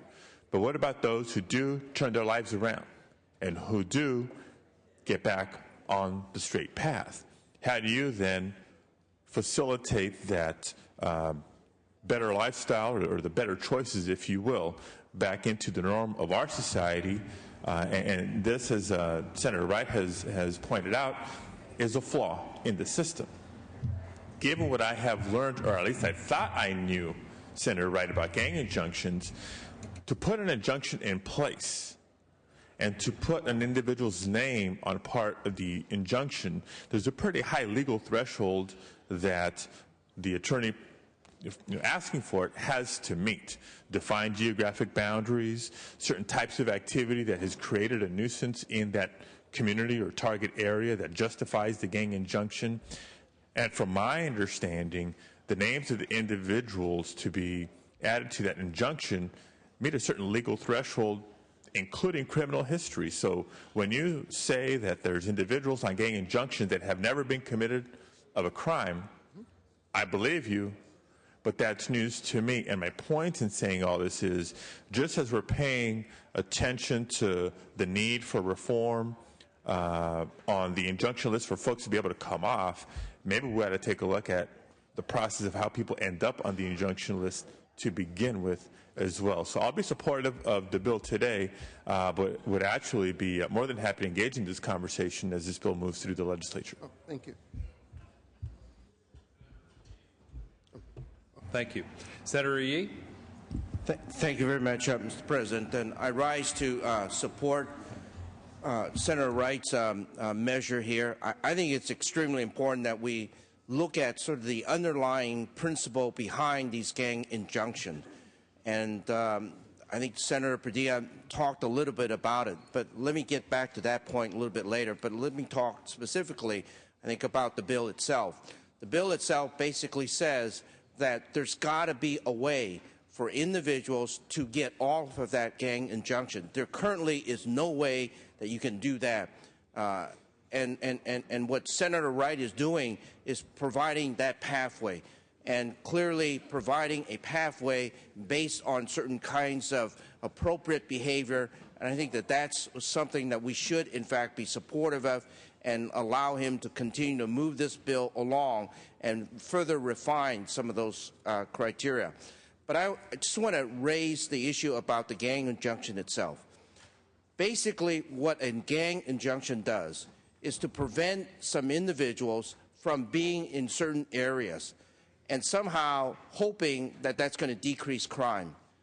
You know, folks, I got to tell you that gang injunction in and of it by itself is not going to do anything to decrease gang problems. Gang problems do not just come out because you're born. Gang problems do not come out because you simply are living in a certain area. It is because of the underlying social and behavioral problems that occur within a particular area that causes these particular problems. Unless you deal with those, you know, you can have all the gang injunctions you want, but you're not going to deal with the underlying problem. Moreover, what happens with gang injunction, and I've seen this in my own city, is that all you do is to move the problem from one area or one community, one neighborhood to another, to the point where eventually you may even have a gang injunction in an entire city. And so that's the problem that we all have to kind of understand, that gang injunction in and of its by itself will not take care of the problems of gangs. We need to really look at the underlying cause for that before we somehow think that this is going to solve anything at all. Senator Harman. Thank you, Mr. President. First of all, for my Republican colleagues, the Republican analysis indicates that PORAC is supportive of this bill, and that is an error. They are, in fact, opposed to this. The floor analysis is correct. The Republican analysis had a mistake.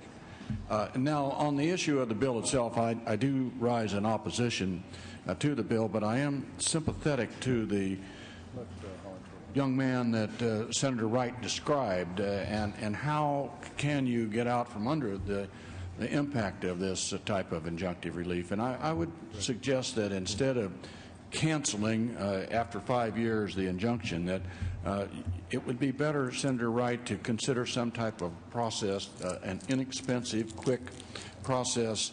And this is in the civil courts, as I understand it. So, you know, there's a way where you can petition the court to have your name removed, and perhaps you could have some alternative legislation, if this bill didn't pass and get signed by the governor, that would allow an individual in the circumstances that you described to go forward on a kind of an ex-parte, quick, easy, simple, do-it-yourself type program and serve it on the district attorney or the agency that got the injunction in the first place. And then, you know, if there's sufficient facts to grant it, the court can grant it. If not, then it stays on. But to cast the net as broadly as this bill does to terminate on everyone that's on the covered by the injunction, I think is overreaching, and I urge a no vote.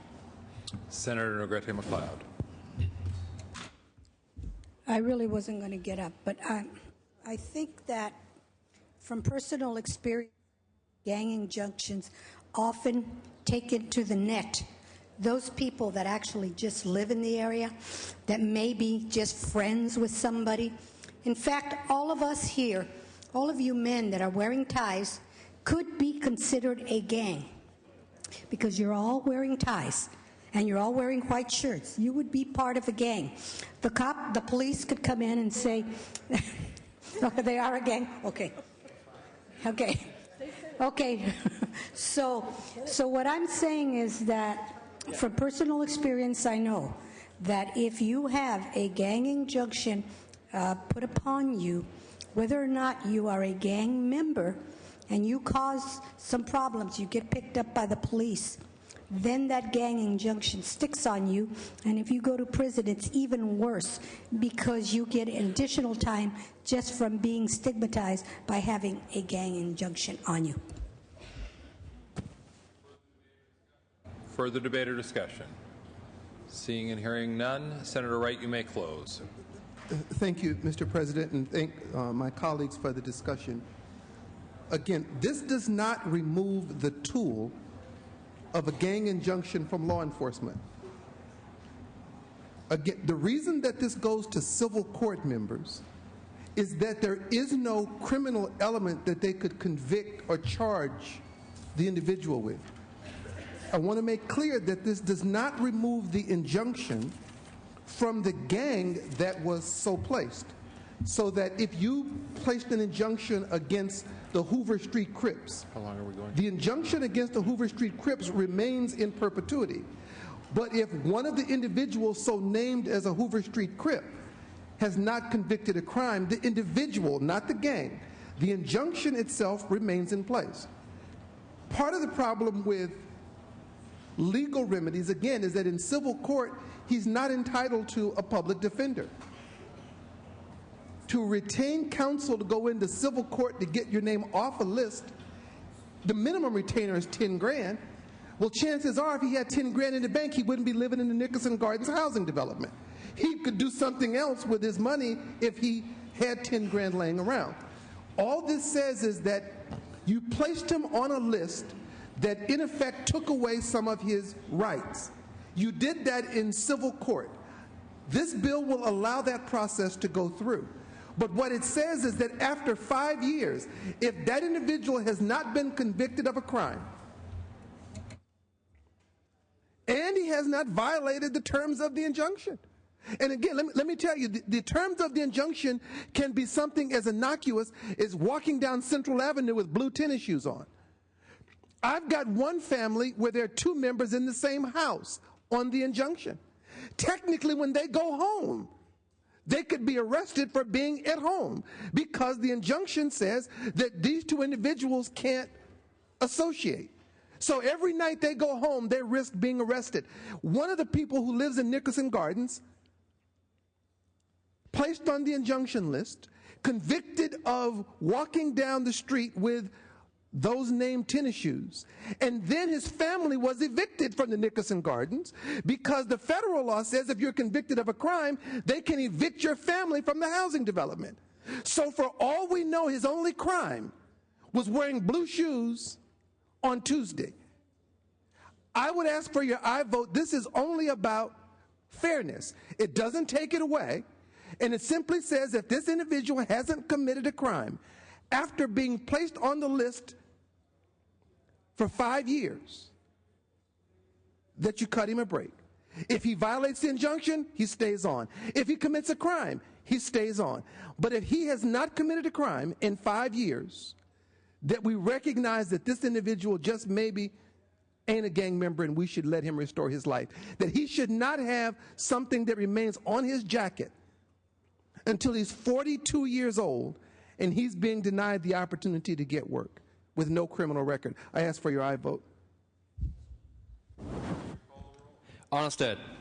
Aye. Alquist. Aye. Ashburn. I. Benoit. Calderon. I. Cedillo. Cogdill. No. Corbett. I. Correa. No. Cox. I. Denham. No. DeSaulnier. Ducheney. I. Dutton. No. Flores. I. Hancock. I. Harmon. No. Hollingsworth. No. Huff. No. Kehoe. I. Leno. I. Liu. I. Lowenthal. I. Maldonado. No. Negrete McLeod. I. Oropesa. I. Padilla. I. Pavley. Romero. I. Runner. No. Semidian. No. No. Steinberg. Strickland. Walters. No. Wiggins. I. Wolk. No. Wright. I. Wyland. No. Yee. Yee, aye. Call the absent members. Benoit. Cedillo. DeSaulnier. Pavley. Steinberg. I. Strickland. Benoit, no. Mr. President, ayes 21, noes 14. Ayes 21, noes 14. The bill is passed. Members, at this time, we're going to go back to file item 49, and I'm going to ask the Secretary to lift the call. Call the absent members. This is, members, once again, this is file item 49. We're going to lift the call. Call the absent members. Cedillo. Correa. Ducheney. Negrete McLeod. I. Wright. Mr. President, ayes 21, noes 14. Denham, aye to no. Denham's already a no. Ayes 21, noes 14. The bill is passed.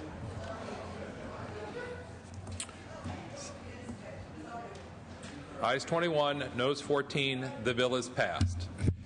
Senator Negrete McLeod, for what purpose do you rise? For purposes of introduction, I was going to... One moment, Senator. Members, please. Senator Negrete McLeod, go ahead.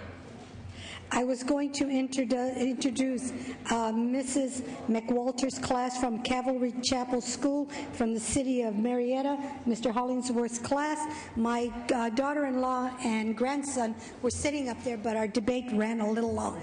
Right. So I'd like to welcome them to the Capitol. Well, we will express our appreciation for their visit, and we will welcome them to the Capitol. Thank you very much.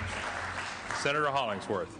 Thank you, Mr. President. I, too, would like to make an introduction of some folks from outside my district. And this time, this is a group from Stockton, Leadership Stockton, is led by Shannon Deng. They're here experiencing the Capitol today. Let's all welcome them.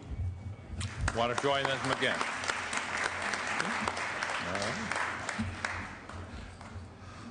Thank you, members. File item 3053. We are back on file. File item 53, Senator Cedillo, absent. File item 54, Senator Yee. Secretary, please read. Senate Bill 350 by Senator Yee, an act relating to motor vehicle insurance. Thank you very much, Mr. President. This bill is rather straightforward. All it does is to codify provisions now found in the Department of Insurance regulations into the B&P code that expressly prohibit an insurer from requiring the use of non-original equipment manufacturers after-market crash parts in the repair of an automobile unless the insured does three things: warrant that the non-OEM aftermarket crash parts are at least equal to the OEM parts in terms of kind, quality, safety, fit, and performance, and pays the cost for any modifications of those parts necessary to effect repairs, and then finally advises the consumer in a written estimate of the use of the non-original equipment manufacturer aftermarket crash parts before repairs are made. This is a good consumer disclosure bill. Urge an aye vote. Debate or discussion? Debate or discussion? Seeing and hearing none. Secretary, call the roll. Onestad. Aye. Alquist. Aye. Ashburn. Aye. Benoit. Aye. Calderon. Aye. Cedillo. Cogdill. I. Corbett. Correa. I. Cox. I. Denham. I. DeSaulnier. Duchesne. I. Dutton. I. Flores. I. Hancock. I. Harmon. I. Hollingsworth. I. Huff. I. Kehoe. I. Leno. I. Liu. I. Lowenthal. I. Maldonado. I. Negrete McLeod. I. Oropesa. I. Padilla. Pavley. I. Romero. I. Runner. I. Semidian. Aye. I. Steinberg. Strickland. I. Walters. I. Wiggins. I. Wolk. I. Wright. I. Weiland. I. Yee. Yee, aye. Corbett, aye. DeSaulnier, aye. Steinberg, aye. Mr. President, ayes 37, no 0. Ayes 37, no 0. The bill is passed. File item 55, Senator Steinberg. Secretary, please read. Senate concurrent resolution. Pass on file. Thank you. File item 56, Senator Weiland. Not at his desk. File item 56, Senator Weiland.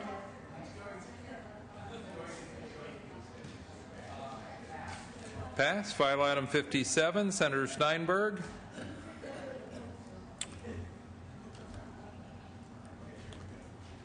Please read. Senate Bill 722 by Senator Steinberg, an act relating to greenhouse gases.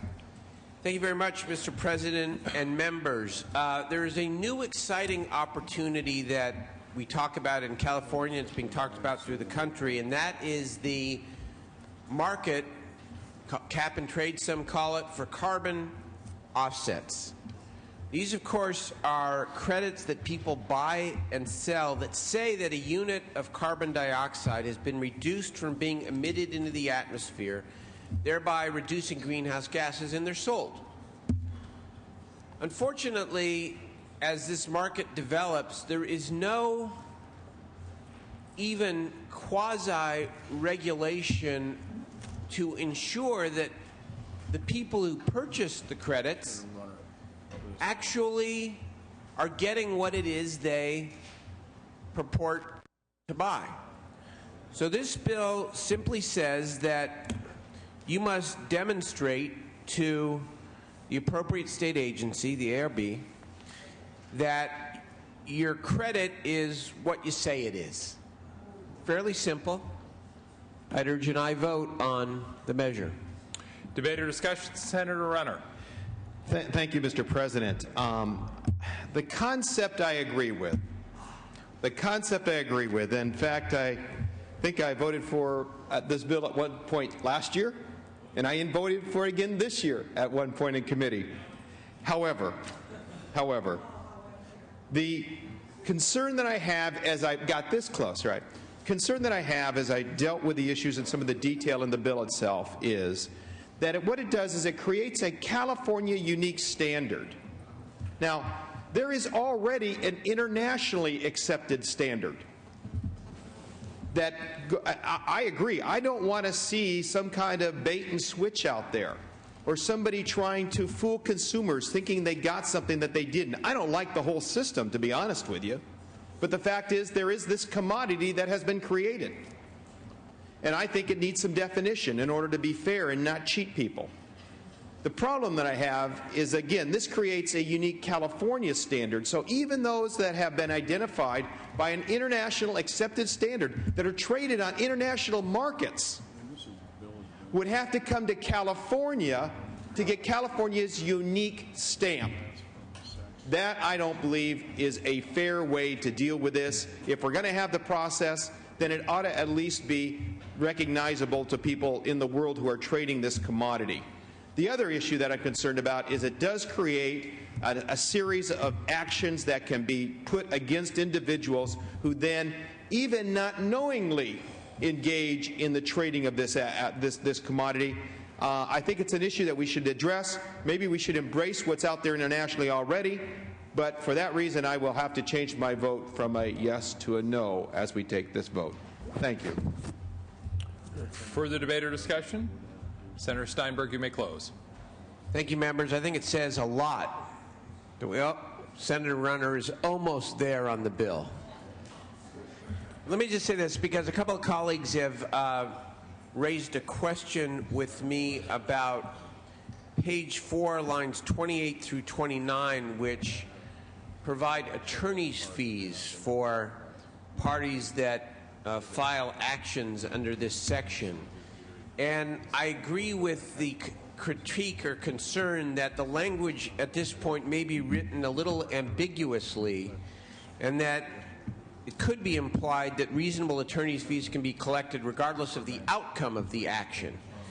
I, of course, will commit to my colleagues here on the floor to amend the bill if it gets to the other House to ensure that only if the party prevails, would they be entitled to any form of attorney's fees. Finally, members, I've just asked you to think about this as a business protection measure, not just a consumer protection measure, a business protection measure. Want to make sure that businesses aren't in a position where they buy something and it's not what they expected it to be. I'd urge an aye vote. Secretary, call the roll. Onnested. Alquist. Aye. Ashburn? No. Benoit? No. Calderon? Cedillo? Cogdill? No. Corbett? Aye. Correa? Cox? No. Denham? No. DeSaulnier? Aye. Duchesne? Dutton? No. Flores? Aye. Hancock? Aye. Harmon? Hollingsworth? No. Huff? No. Kehoe? Aye. Leno? Aye. Liu?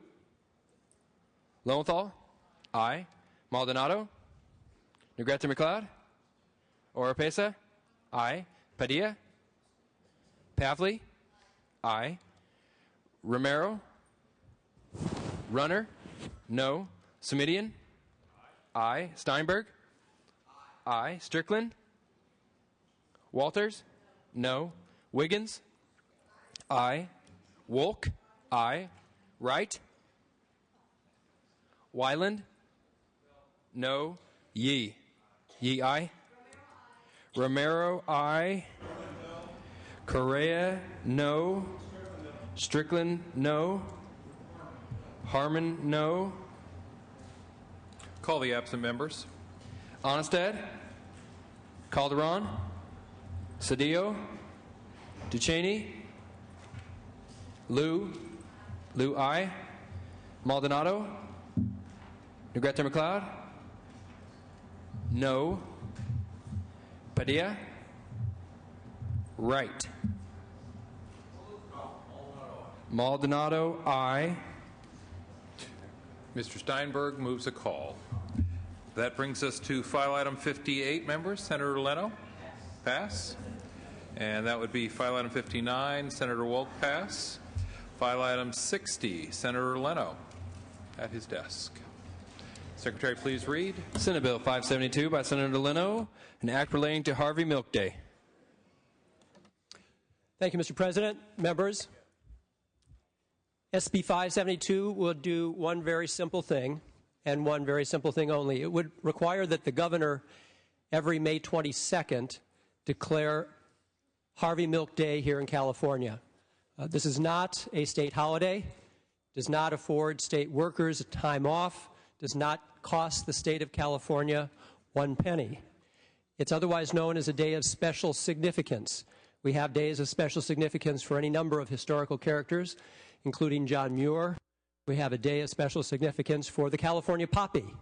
We have a day of special significance for adoptive parents.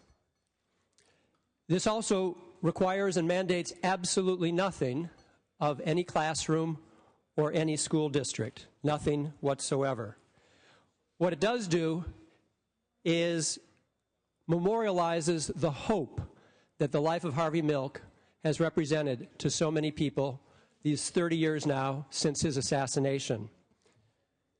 And it seeks to educate Californians about a true American hero. And let me tell you why we believe Harvey Milk to be a true American hero. He served in public office and lived and died by his convictions that all men and women are created equal, that liberty and justice for all are not just words that we repeat at the beginning of every session, but a philosophy worth fighting for. As you know, he moved to San Francisco in 1972, and I just want to give you a little bit of historical context as to what the world looked like, or at least the state of California looked like in 1972. It gives you a sense of the kind of courage it took for an individual such as Harvey Milk to live his life honestly and be in public office. So, 1972 was the year before the American Psychiatric Association removed from its list of mental illnesses homosexuality. So to declare publicly of one's such sexual orientation was to say, put me on your list, I have a mental illness. It was also a time in California when consensual acts by adults of the same gender were illegal. So it was also to announce publicly that one was an outlaw. And of course, we didn't amend our Fair Employment and Housing Act until 1999, which now makes it illegal to discriminate against someone just for being who they are in employment and housing. So these are not small things. We've changed the world significantly, and much of it done here in this legislature. But in 1972, when Harvey Milk got to San Francisco, it was a very different day. This took enormous courage, and he literally gave his life in public office so that people like Senator Kehoe and I can be here today. And that's not an exaggeration. He received death threats regularly and actually left a recorded message of his own voice that said, if a bullet should ever enter my brain, let it shatter every closet door. And of course, that's exactly how he died, with a bullet to the brain at short range by a fellow colleague because of who Harvey Milk was. Now, I would suggest all of us here are greatly indebted to Harvey Milk because it was Harvey Milk who stood up to a state senator by the name of John Briggs, who had this amazing idea that we would fire every California teacher, K through university, if he or she were gay or lesbian. But John Briggs didn't stop there. If any teacher spoke in support of an openly gay or lesbian colleague, that person would be fired from the educational system of California as well. Harvey Milk stood up to John Briggs. Now, the polling showed that Prop 6, the Briggs Initiative, was going to pass by 65%. The Anita Bryants of the world were on a roll. They had had a success at the ballot in Florida, then another success in Kansas. Then they came to California, and this was the big prize. Polls showed that fervor was rising against anyone who dared to come out of the closet. But Harvey Milk stood up and debated John Briggs up and down the state of California, went into Orange County, went into very red parts of the state to debate John Briggs and to make his story real. It took enormous courage. If a bullet should ever enter my brain, let it shatter every closet door. And because of Harvey's courage, the tide began to turn. And soon, former Governor Ronald Reagan came out against Proposition 6, and Governor Jerry Brown came out against Proposition 6, and President Jimmy Carter spoke publicly against Prop 6. And it was soundly defeated. Imagine what would have happened to this state if John Briggs had had his way with us. We are indebted to Harvey Milk for that. So again, this costs the state nothing. But what does it cost us if we don't do this? How many more children need to be bullied or even killed in their own schools? There was an effeminate 14-year-old boy shot dead in his classroom by a fellow classmate just a year ago because Students don't know what this is about, all these inner feelings and emotions and experience of their adolescent growth. When negative messages are put into their minds and there are no counter messages, crazy things happen, deadly things happen. So I think we take a great step forward. And as I said, a lot of the progress we've made has been made here under this dome. Issues that seem very revolutionary, if not radical at the time, creating a domestic partner registry, affording same-sex couples hospital visitation rights, wildly debated on these floors. They seem rather quaint today. George W. Bush has wholly embraced domestic partnerships and civil unions. 70% of Californians support equal protection under the law for same-sex couples, whether you call them civil unions, domestic partnerships, or marriages. 70%. So here we are today, irrespective of party affiliation. I ask you to join me in voting aye on SB 572. Debate or discussion? Senator Wiggins. I designate and I support having May 22nd as Harvey Milk Day. So that's where I'm at. Thank you. Further debate or discussion? Additional debate or discussion? Senator Leno, you may close. Thank you. I will close with the words of Congressman Brian Bilbray, who represents the 50th Congressional District in San Diego. As a result of this bill and clearly the success of the Milk film and a lot of the attention being afforded to the memory of Harvey Milk right now, the San Diego Human Relations Commission is hosting the first ever Harvey Milk Day breakfast in San Diego. A week from tomorrow, May 22nd, will be Harvey's 79th birthday. And I'm told to be attended by upwards of 1,000 people. This is quite an accomplishment in San Diego. We haven't done ours yet in San Francisco. So hats off to San Diego. But I want to read with you just a few lines of Congressman Bilbray's letter to the San Diego Human Relations Commission. The congressman writes, San Diego is proud to host the premier Harvey Milk Diversity Breakfast, recognizing the considerable contributions that he made to the ongoing pursuit of justice for all. Harvey Milk dedicated his life to the struggle for human rights and freedom of expression. Although he did not live to see his dreams fulfilled, Harvey Milk's legacy lives on by those who carry the torch of equality. This bill carries that torch of equality. I ask for your aye vote. Secretary, call the roll. Onnested. No. Alquist. Aye. Ashburn. No. Benoit. No. Calderon. Aye. Cedillo. Cogdill. No. Corbett. Aye. Correa. Aye. Cox. No. Denham. No. Dusanier. Aye. Ducheney. Aye. Dutton. No. Flores. Aye. Hancock. Aye. Harmon. No. Hollingsworth. No. Huff. No. Kehoe. Aye. Leno. Aye. Liu. Aye. Lowenthal. Aye. Maldonado. Aye. Negrete McLeod. Aye. Oropesa. Aye. Padilla. Aye. Pavley. Aye. Romero. Aye. Runner. No.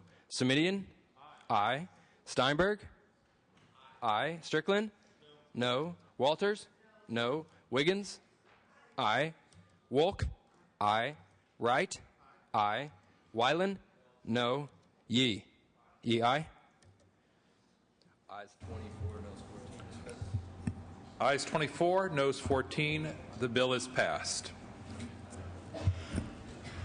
Senator Steinberg, for what purpose do you rise? Thank you. Two purposes, Mr. President. One is one more introduction. I want to welcome former State Senator Gary Hart and the class of Luther Burbank High School, the PACE students, who are here learning about how government really works. Please give them a warm welcome. Welcome both to the senator and to the students. And I would like to please lift the call on file item 57, Senate Bill 722. File item 57. Senator Steinberg would like to lift the call. The secretary will call the absent members. Onnested. Calderon. Cedillo. Ducheney. Aye. Padilla. Wright. Call the absent members. Negretti McLeod, no to aye. Calderon, aye.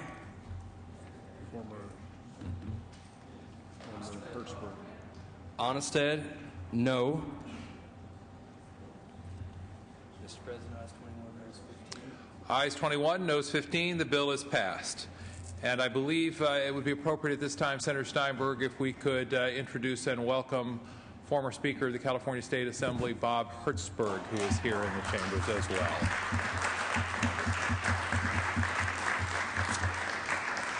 Let the hugging begin, ladies and gentlemen. That takes us to file item 61, Senate Bill number 640, Senator Hancock. Secretary, please read. Senate Bill 640 by Senator Hancock, an act relating to career technical education. Thank you, Mr. President and members. SB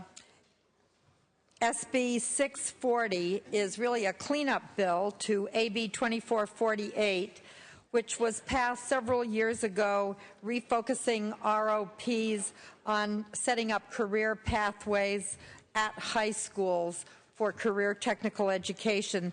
The bill does two things. It changes approve to recommend in terms of the role of the advisory committees, and it also allows ROPs that are in corrective action to continue to receive money from the state.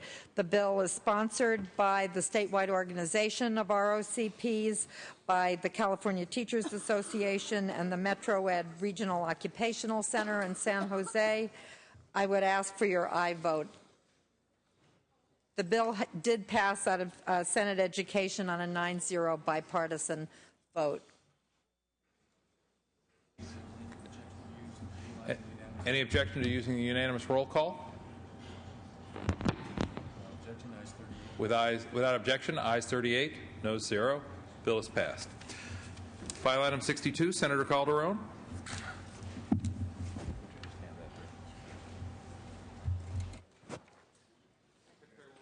Senate Bill 109 by Senator Calderon, an act relating to auctioneers. Thank you, Mr. President. Members, SB 109 will enact changes intended to protect consumers who bid at auctions on real property. The auctions targeted by this bill are the very large ones. They're held in convention centers and other large venues throughout the state where hundreds of foreclosed properties are auctioned off on the same day. At the present time, California lacks any laws that protect consumers who bid at these auctions, so SB 109 will ensure that people who bid at real property auctions have a clear understanding of the terms of those auctions and are able to get their refundable deposits back in a reasonable period of time if their bid is not accepted. I ask for your aye vote. Debate or discussion?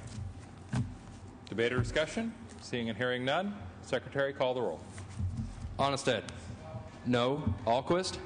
Aye. Ashburn. No. Benoit. Calderon. Aye. Cedillo. Cogdill. No. Corbett. Aye. Correa. Cox. No. Denham. Desaunier. Aye. Ducheney. Aye. Dutton. No. Flores. Aye. Hancock. Aye. Harmon. Aye. Hollingsworth. No. Huff. No. Kehoe. Aye. Leno. Aye. Liu. Aye. Lowenthal. Aye. Maldonado. Aye. Negrete McLeod. Aye. Oropesa. Aye. Padilla.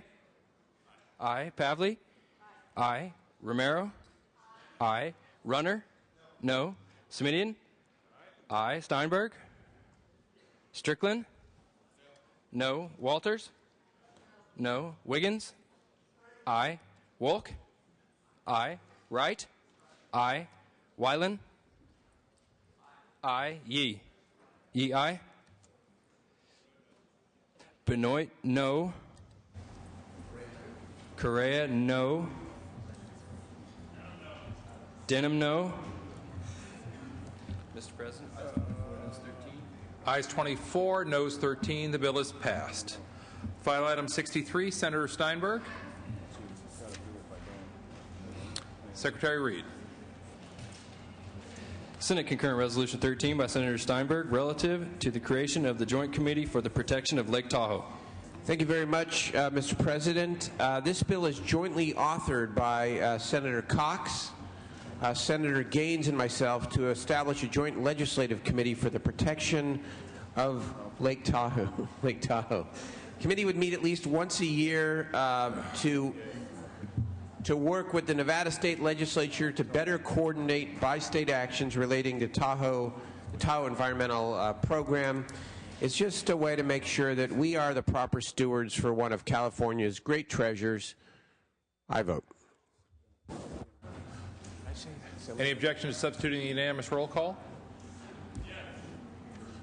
There is objection. Secretary, call the roll. Onnested. Aye. Alquist. Aye. Ashburn. Aye. Benoit. Calderon. Aye. Cedillo. Cogdill. Aye. Corbett. Aye. Correa. Cox. Aye. Denham. No. DeSaulnier. Aye. DeCheney. Aye. Dutton. Aye. Flores. Aye. Hancock. Aye. Harmon. Aye. Hollingsworth. Aye. Huff. Aye. Kehoe. Aye. Leno. Aye. Liu. Aye. Lowenthal. Aye. Maldonado. Aye. Negrete McLeod. Aye. Oropesa. Aye. Padilla. Aye. Pavley. Aye. Romero. Aye. Runner. Aye. Semidian. Aye. Aye. Steinberg. Aye. Strickland. Aye. Walters. Aye. Wiggins. Aye. Wolk. Aye. Wright. Aye. Wyland. Aye. Yee. Yee, aye. Correa, aye. Benoit, aye. Mr. President, ayes 37, noes 1. Ayes 37, noes 1. The resolution is adopted. Members, that brings us to file item 64, passed temporarily. File item 65, Senator Maldonado. Secretary, please read. Senate Bill 492 by Senator Maldonado, an act relating to loitering. Mr. President and members, SB 492 is a bill that will improve the safety of countless school children. SB 492 increases the penalties for registered gang members who loiter around schools, and it also prohibits gang members on probation from entering the school unless they have permission from a school administrator. This bill passed unanimously in the Public Safety Committee, and I'd ask for an aye vote. Debate or discussion? Debate or discussion? Seeing and hearing none, Secretary, call the roll. Onnested. Aye. Alquist. Aye. Ashburn. Aye. Benoit. Aye. Calderon. Aye. Cedillo. Cogdill. Aye. Corbett. Aye. Correa. Aye. Cox. Aye. Denham. Aye. DeSaulnier. Aye. DeCheney. Aye. Dutton. Flores. Aye. Hancock. Aye. Harmon. Aye. Hollingsworth. Huff. Aye. Kehoe. Aye. Leno. Aye. Liu. Aye. Lowenthal. Aye. Maldonado. Aye. Negrete McLeod. Oropesa. Aye. Padilla. Aye. Pavley. Aye. Romero. Runner. Aye. Semidian. Aye. Aye. Steinberg. Aye. Strickland. Aye. Walters. Aye. Wiggins. Aye. Wolk. Aye. Wright. Aye. Wyland. Aye. Yee. Yee, aye. Romero, aye. Hollingsworth, aye. Dutton, aye. Benoit, aye. I have Mr. President, ayes 37, no 0. Ayes 37, no 0. The bill is passed. File item 66, Senator Calderon. Secretary, please read. Senate Bill 388 by Senator Calderon, an act relating to college textbooks. Thank you, Mr. President, for allowing me to present SB 388.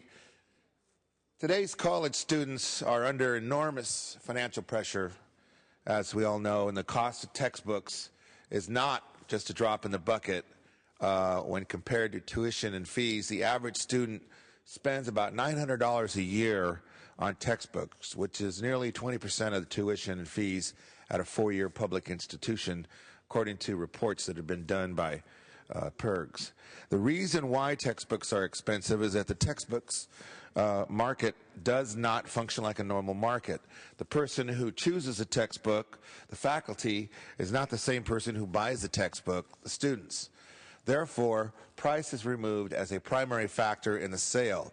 Textbook publishers exacerbate the problem by withholding price information from the faculty.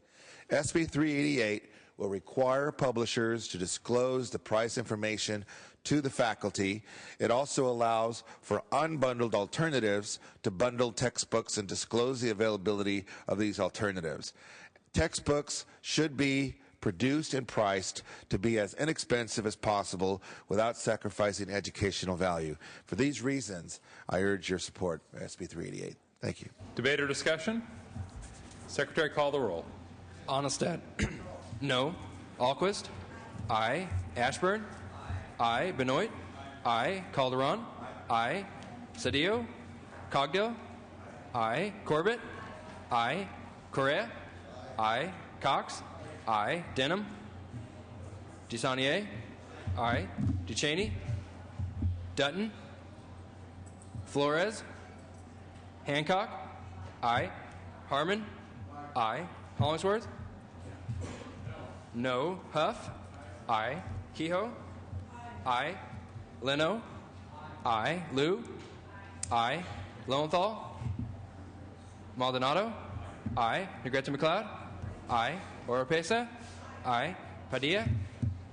Aye. Pavley? Aye. Romero? Aye. Runner? Aye. Semidian? Aye. Aye. Steinberg? Aye. Strickland? Aye. Walters? No. Wiggins? Aye. Wolk? Aye. Wright? Aye. Weiland? No. Yee? Yee, aye. Correa, aye to no. Flores, aye. Weiland, no to aye. Denham, no. Mr. President, ayes 30. Lowenthal, aye. Mr. President, ayes 31, noes 5. Ayes 31, noes 5. The bill is passed. Senator Dutton, file item 67. Secretary, please read. Senate Bill 530 by Senator Dutton, an act relating to redevelopment. Members, this bill is sponsored by the California Redevelopment Agency, and it makes a minor technical change to existing law. There's a general consensus that last year's AB 1389 mistakenly left out RDAs that were formed prior to and amended after January 1st, 1994. This bill would correct that minor error. The bill has received no votes in local government committee. Also, any opposition has been removed. Ask for your aye vote. Debate or discussion? Debate or discussion? Seeing and hearing none, Secretary, call the roll. Onestad? Aye. Alquist? Aye. Ashburn? Aye. Benoit? Aye. Calderon? Cedillo? Cogdill? Aye. Corbett? Aye. Correa? Cox? Aye. Denham? Aye. DeSaulnier? Aye. Duchesne? Dutton? Aye. Flores? Aye. Hancock? Aye. Harmon? Hollingsworth? Aye. Huff? Aye. Kehoe? Aye. Leno? Aye. Liu? Aye. Lowenthal? Aye. Maldonado? Aye. Negrete McLeod? Aye. Oropesa? Aye. Padilla? Aye. Pavley? Aye. Romero? Aye. Runner? Aye. Semidian? Steinberg? Aye. Strickland? Aye. Walters? Aye. Wiggins? Aye. Wolk? Right. Oh, Wolk, aye. Right? Aye. Wyland? Aye. Yee? Yee, aye. Calderon, aye. Correa, no. Harmon, aye. Semidian, aye. Semidian, aye. Mr. President, ayes 36, noes 1. Ayes 36, noes 1. The bill is passed. Senator Wolk, file item 68. Senator Wolk. Senator Wolk, file item 68. Passed temporarily. File item 69, Senator Kehoe. Please read. Senate Bill 813 by Senator Kehoe, an act relating to redevelopment. Thank you, Mr. President. This bill indeed has to do with redevelopment and requires an audit that when a redevelopment agency with major audit violations will be required to refer the results of that audit to the local grand jury. It speeds up the local review process by having local officials provide the redevelopment audit directly to the local grand jury. Oftentimes, redevelopment agencies and the local jurisdiction, city council or county supervisors, are one and the same. This puts a second set of eyes on it. I ask for your aye vote. Seeing and hearing none, Secretary, call the roll. Onestad? Aye. Alquist? Aye. Ashburn? Aye. Benoit? Aye. Calderon? Aye. Cedillo? Cogdill? Aye. Corbett? Aye. Correa? Cox? Aye. Denham? Aye. DeSaulnier? Aye. DeCheney? Dutton? Flores? Aye. Hancock? Aye. Harmon? Aye. Hollingsworth? Aye. Huff? Kehoe? Aye. Leno? Liu? Aye. Lowenthal? Aye. Maldonado? Aye. Negrete McLeod? Aye. Oropesa? Aye. Padilla? Aye. Pavley? Aye. Romero? Aye. Runner? Aye. Semidian? Aye. Aye. Steinberg? Aye. Strickland? Aye. Walters? Aye. Wiggins? Aye. Wolk? Aye. Wright? Wyland? Aye. Yee? Yee, aye. Correa, aye. Dutton, aye. DeCheney, aye. Huff, aye. Mr. President, ayes 36, no 0. Ayes 36, noes 0. The bill is passed. Members, file item number 70, proposed special consent. File item 71, proposed special consent. File item 72, Senator Pavley. Secretary, please read. Senate Bill 520 by Senator Pavley, an act relating to high school curriculum. Thank you very much, members. Senate Bill 520 is part of a national movement to promote community service for young people and simply seeks to establish statewide guidelines for the issuance of high school graduation credits, which would be an elective class, to students who perform volunteer service outside of school hours. This bill passed out of the Education Committee on an 8-to-1 vote with bipartisan support. I ask for your aye vote. Debate or discussion? Debate or discussion? Seeing and hearing none, Secretary, call the roll. Onestad? No. Alquist? Aye. Ashburn? No. Benoit? Calderon? Aye. Cedillo? Cogdill? No. Corbett? Aye. Correa? Aye. Cox? No. Denham? No. DeSaulnier? Aye. DeCheney? Dutton? No. Flores? Aye. Hancock? Aye. Harmon? Hollingsworth? No. Huff? No. Kehoe? Aye. Leno? Aye. Liu? Aye. Lowenthal? Aye. Maldonado? Aye. Negrete McLeod? Aye. Oropesa? Aye. Padilla? Aye. Pavley? Pavley? Aye. Romero? Aye. Runner? No. Semidian? Aye. Aye. Steinberg? Aye. Strickland? No. Walters? No. Wiggins? Aye. Wolk? Aye. Wright? Weiland? Aye. Yee? Yee aye. Benoit? No. Harmon? No. Wright? Aye. Mr. President, ayes 24, noes 13. Ayes 24, noes 13. The bill is passed. File item 73, Senator Hancock. Secretary, please read. Senate Bill 515 by Senator Hancock, an act relating to career technical education. Thank you very much, Mr. President.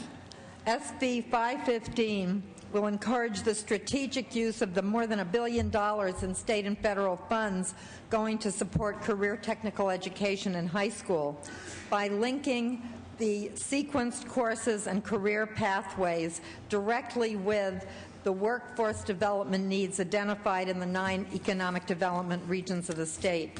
SB 515 would require that regional occupation centers programs are at least 50% of them are in high priority need areas as determined by the Labor and Workforce Development Agency, so that we ensure we are growing our California economy by growing our workforce, and that we are in fact educating our young people for the high-skill, high-wage jobs of the future. I would ask for your aye vote. Debate or discussion? Debate or discussion? Seeing and hearing none, Secretary, call the roll. Onestad? No. Alquist? Aye. Ashburn? Benoit? Calderon? Aye. Cedillo? Cogdill? No. Corbett? Aye. Correa? Aye. Cox? No. Denham? No. DeSaulnier? Aye. DeChaney? Aye. Dutton? Flores? Aye. Hancock? Aye. Harmon? No. Hollingsworth? No. Huff? No. Kehoe? Aye. Leno? Aye. Liu? Aye. Lowenthal? Aye. Maldonado? Aye. Negrete McLeod? Aye. Oropesa? Aye. Padilla? Aye. Pavley? Aye. Romero? Aye. Runner? Semidian? Aye. Aye. Steinberg? Strickland? Walters? Aye. Wiggins? Aye. Wolk? Aye. Wright? Aye. Weiland? Aye. Yee? Yee aye. Ashburn? No. Benoit? No. Dutton? Aye.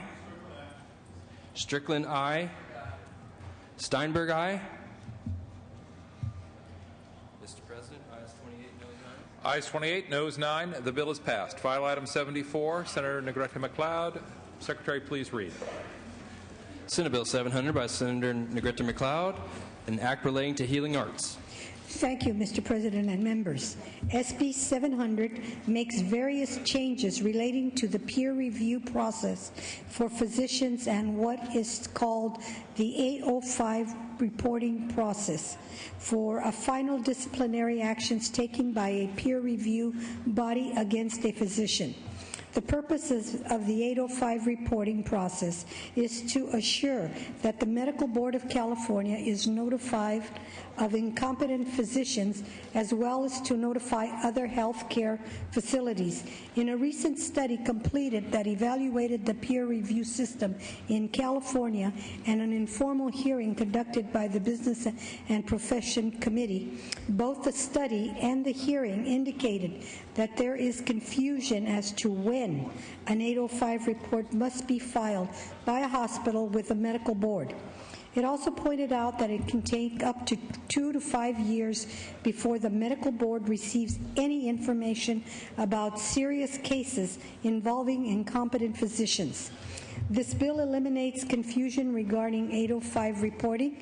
It also requires hospitals to report more serious cases of physician incompetences earlier to the medical board. At the time in which a decision or recommendation is made by the peer review body.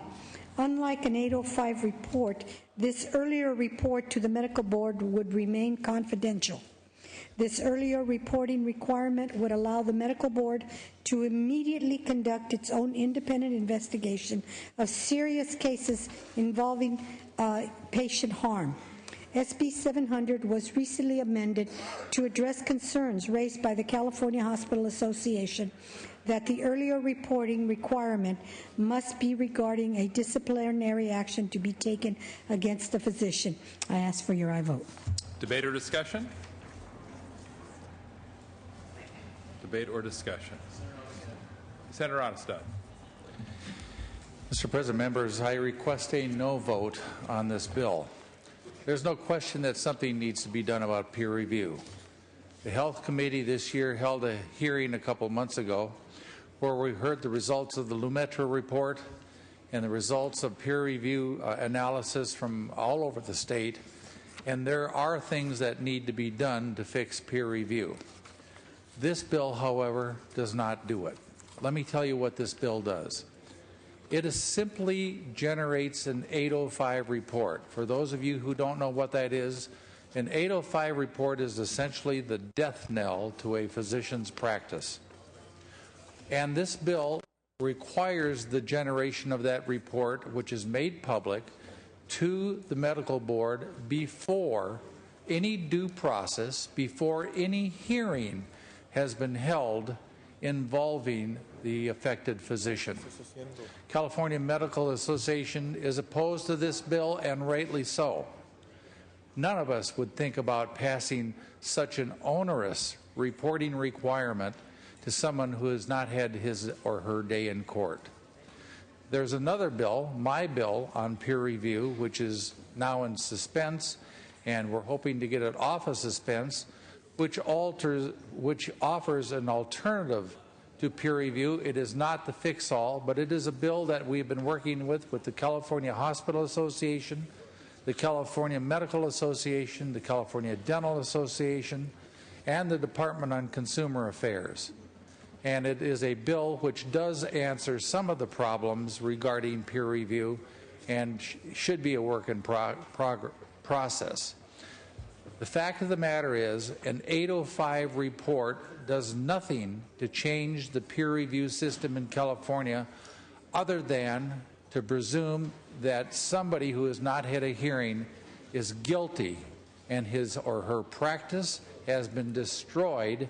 And even though the 805 report is rescinded because the person is found innocent, the fact that an 805 report was generated can be the death knell of a person's practice. This bill does not do the job. I would request that we hold it and give it a no vote. For the debate or discussion, Senator Graham McLeod, you may close. Well, we did have the hearing. We found that that the purpose of 805, as I mentioned in my statement, that is not happening at all. We thought that this bill would work towards that end, and so I ask for your aye vote. Secretary, call the roll. Onestad. No. Alquist. Aye. Ashburn. No. Benoit. No. Calderon. Aye. Cedillo. Cogdill. No. Corbett. Aye. Correa. Cox. No. Denham. No. DeSaulnier. Aye. Duchesne. Dutton. No. Flores. Aye. Hancock. Aye. Harmon. Hollingsworth. No. Huff. Kehoe. Aye. Leno. Aye. Liu. Lowenthal. Aye. Maldonado? No. Negrete McLeod? Aye. Oropesa? Padilla? Aye. Pavley? Romero? Aye. Aye. Runner? Smidian? Aye. Aye. Steinberg? Aye. Strickland? No. Walters? No. Wiggins? Aye. Wolk? Aye. Wright? Wyland? No. Yee? Yee, aye. Huff? No. Harmon? No. Call the absent members. Cedillo? Correa? Ducheney? Liu? Oropesa? Pavley? Runner? Wright? Oropesa? Aye.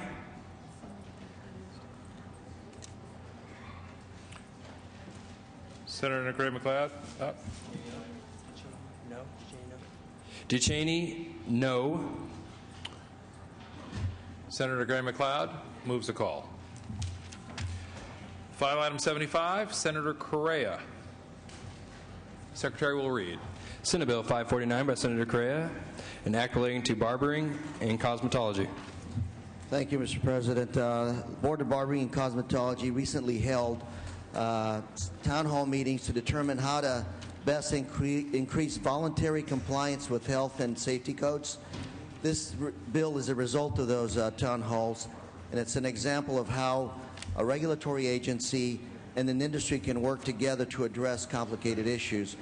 What this bill does is essentially authorizes the Board of Barbering and Cosmetology to collect ethnic and gender data from new applicants and renewal licensees. Recent amendments taken make such provisions optional for establishment licensees, and the focus of this bill will remain individual practitioners. I ask for an aye vote. Debate or discussion? Senator Harmon.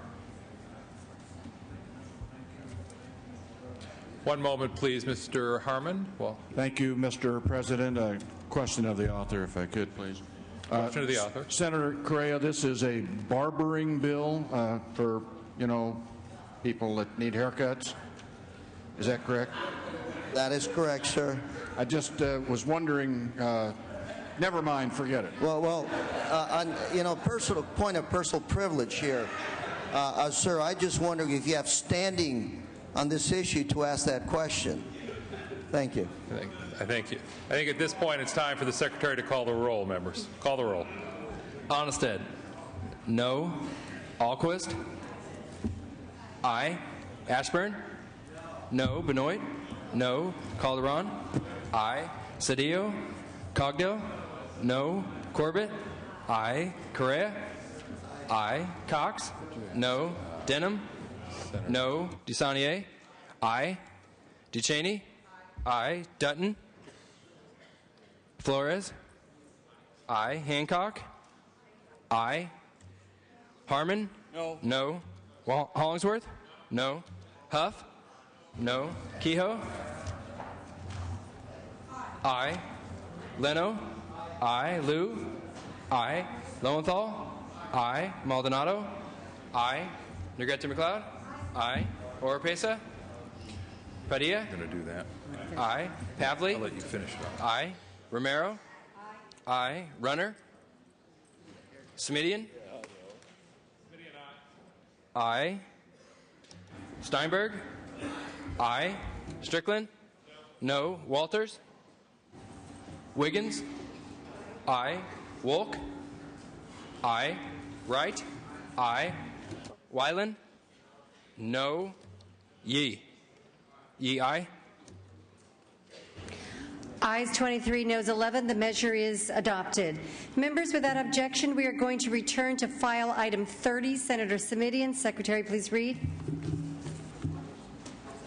Senate Bill 317 by Senator Simidian, an act relating to fire alarm devices. Thank you very much, Madam President and members. This measure simply requires that when a consumer receives a fire alarm which contains radioactive materials, there will be directions both on the fire alarm and on the packaging on how to responsibly dispose of these essential devices. We have no opposition on the bill and have support from not only the Breast Cancer Fund, Californians Against Waste, but the California retailers. Respectfully ask for an aye vote. Is there any discussion or debate? Seeing none, Secretary, call the roll. Onnested. No. Alquist. Aye. Ashburn. Benoit. Calderon. Aye. Cedillo. Cogdill. No. Corbett. Aye. Correa. Aye. Cox. No. Denham. DeSaulnier.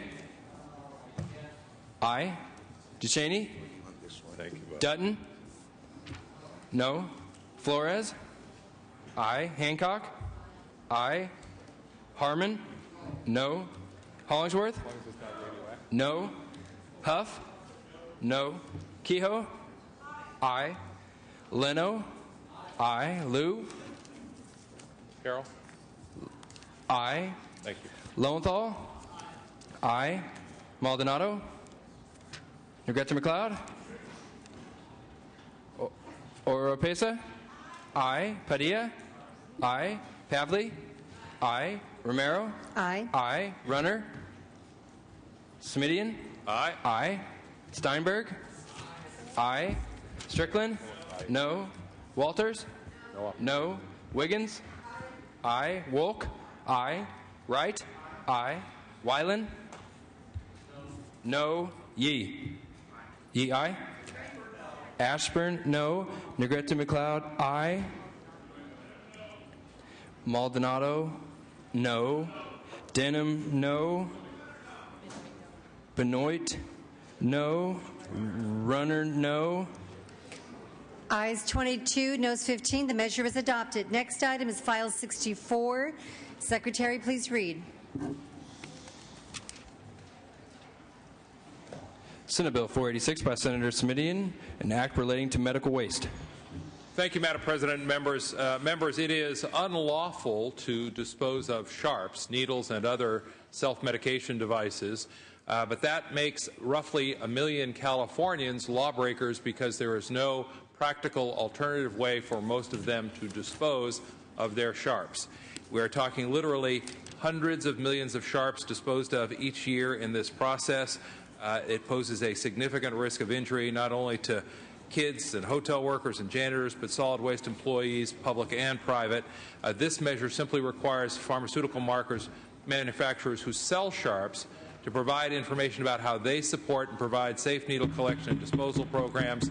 The goal here is to give consumers the information they need to make informed choices and also to model good practices.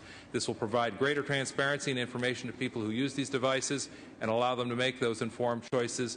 We had a very good bipartisan support on this in the committee, and I would respectfully ask for an aye vote. Is there any discussion or debate? Secretary, call the roll. Onnested. Aye. Alquist. Aye. Ashburn. Aye. Benoit. No. Calderon. Aye. Cedillo. Cogdill. Corbett. Aye. Correa. Aye. Cox. Aye. Denham. No. DeSaulnier. Aye. Ducheney. Dutton. Aye. Flores. Aye. Hancock. Aye. Harmon. Aye. Hollingsworth. No. Huff. Aye. Kehoe. Aye. Leno. Aye. Liu. Aye. Lowenthal. Aye. Maldonado. Aye. Negrete McLeod. Aye. Oropesa. Padilla. Aye. Pavley. Aye. Romero. Aye. Aye. Runner. Aye. Smidian. Aye. Aye. Steinberg. Aye. Strickland. Aye. Walters. No. Wiggins. Aye. Wolk. Aye. Wright. Aye. Weiland. Yee. Yee, aye. Ducheney, aye. Cogdill, aye. Ayes 32, noes 4. The measure is adopted. Members, we are prepared to conclude Senate session today. We do have 3 consent calendars, a regular consent calendar, a special consent calendar, and a wharfed consent calendar, including many items on file. Is there any other member who wishes to take up an item at this time before we get to those 3 consent calendars? Senator Pavley, which item? I just wish to move file item 126 to inactive. Desk will note. Senator Calderon? That is, file item 76 is proposed special consent calendar. Senator Negrete McLeod? Yes, item 86. File item 86 is proposed special consent calendar. Oh, okay. File item 96 is proposed special consent calendar. Okay, members, let's go ahead and take up now the regular consent calendar. These are items 129 to 132 in the file. Secretary, please read.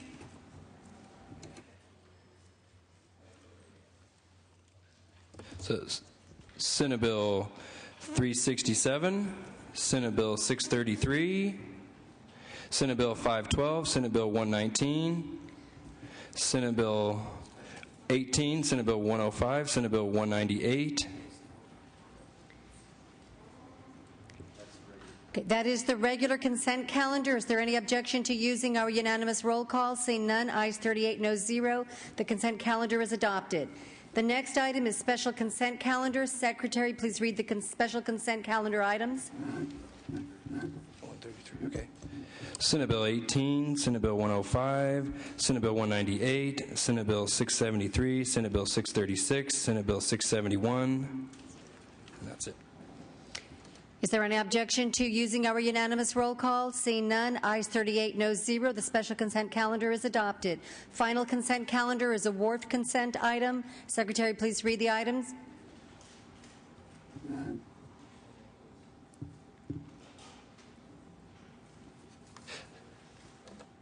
Senate Concurrent Resolution 24, SCR 31, SCR 39, SCR 43, SCR 45, SCR 46, SR 20, ACR 38, ACR 39.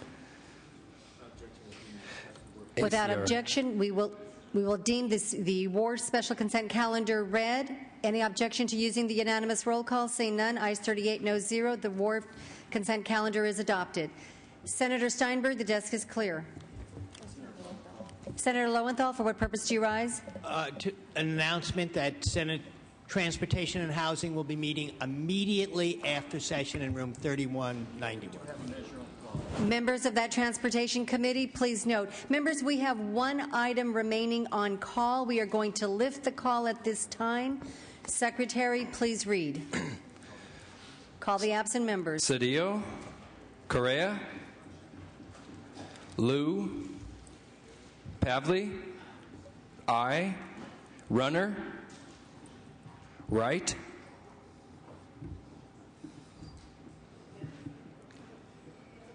Ayes 19, noes 15. The measure fails. Without objection, reconsideration granted. Ayes 38, noes 0. Reconsideration granted. Senator Wright, for what purpose do you rise?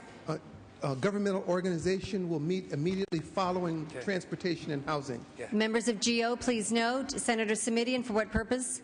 For purposes of announcement, Madam President, just to let members know that the Budget and Fiscal Review Subcommittee Number 2, Resources, Environmental Protection, Energy, and Transportation, will meet at 12:30 in room 2040. 2 of our 3 members are on the Transportation and Housing Committee member, so we will be slightly delayed. 12:30 will be the starting time. Members of that committee, please note, and members of the Budget Sub-1 Committee, we will meet in 3191 immediately upon adjournment of the previous committee meeting in that room. Senator Leno, for what purpose? Members, we are still in session. Please take your conversations to the back of the chambers.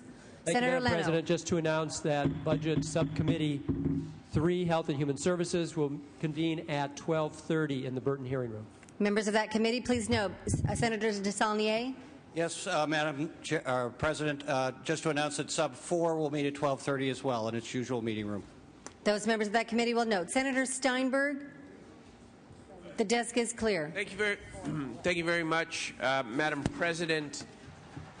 Session noon on Monday.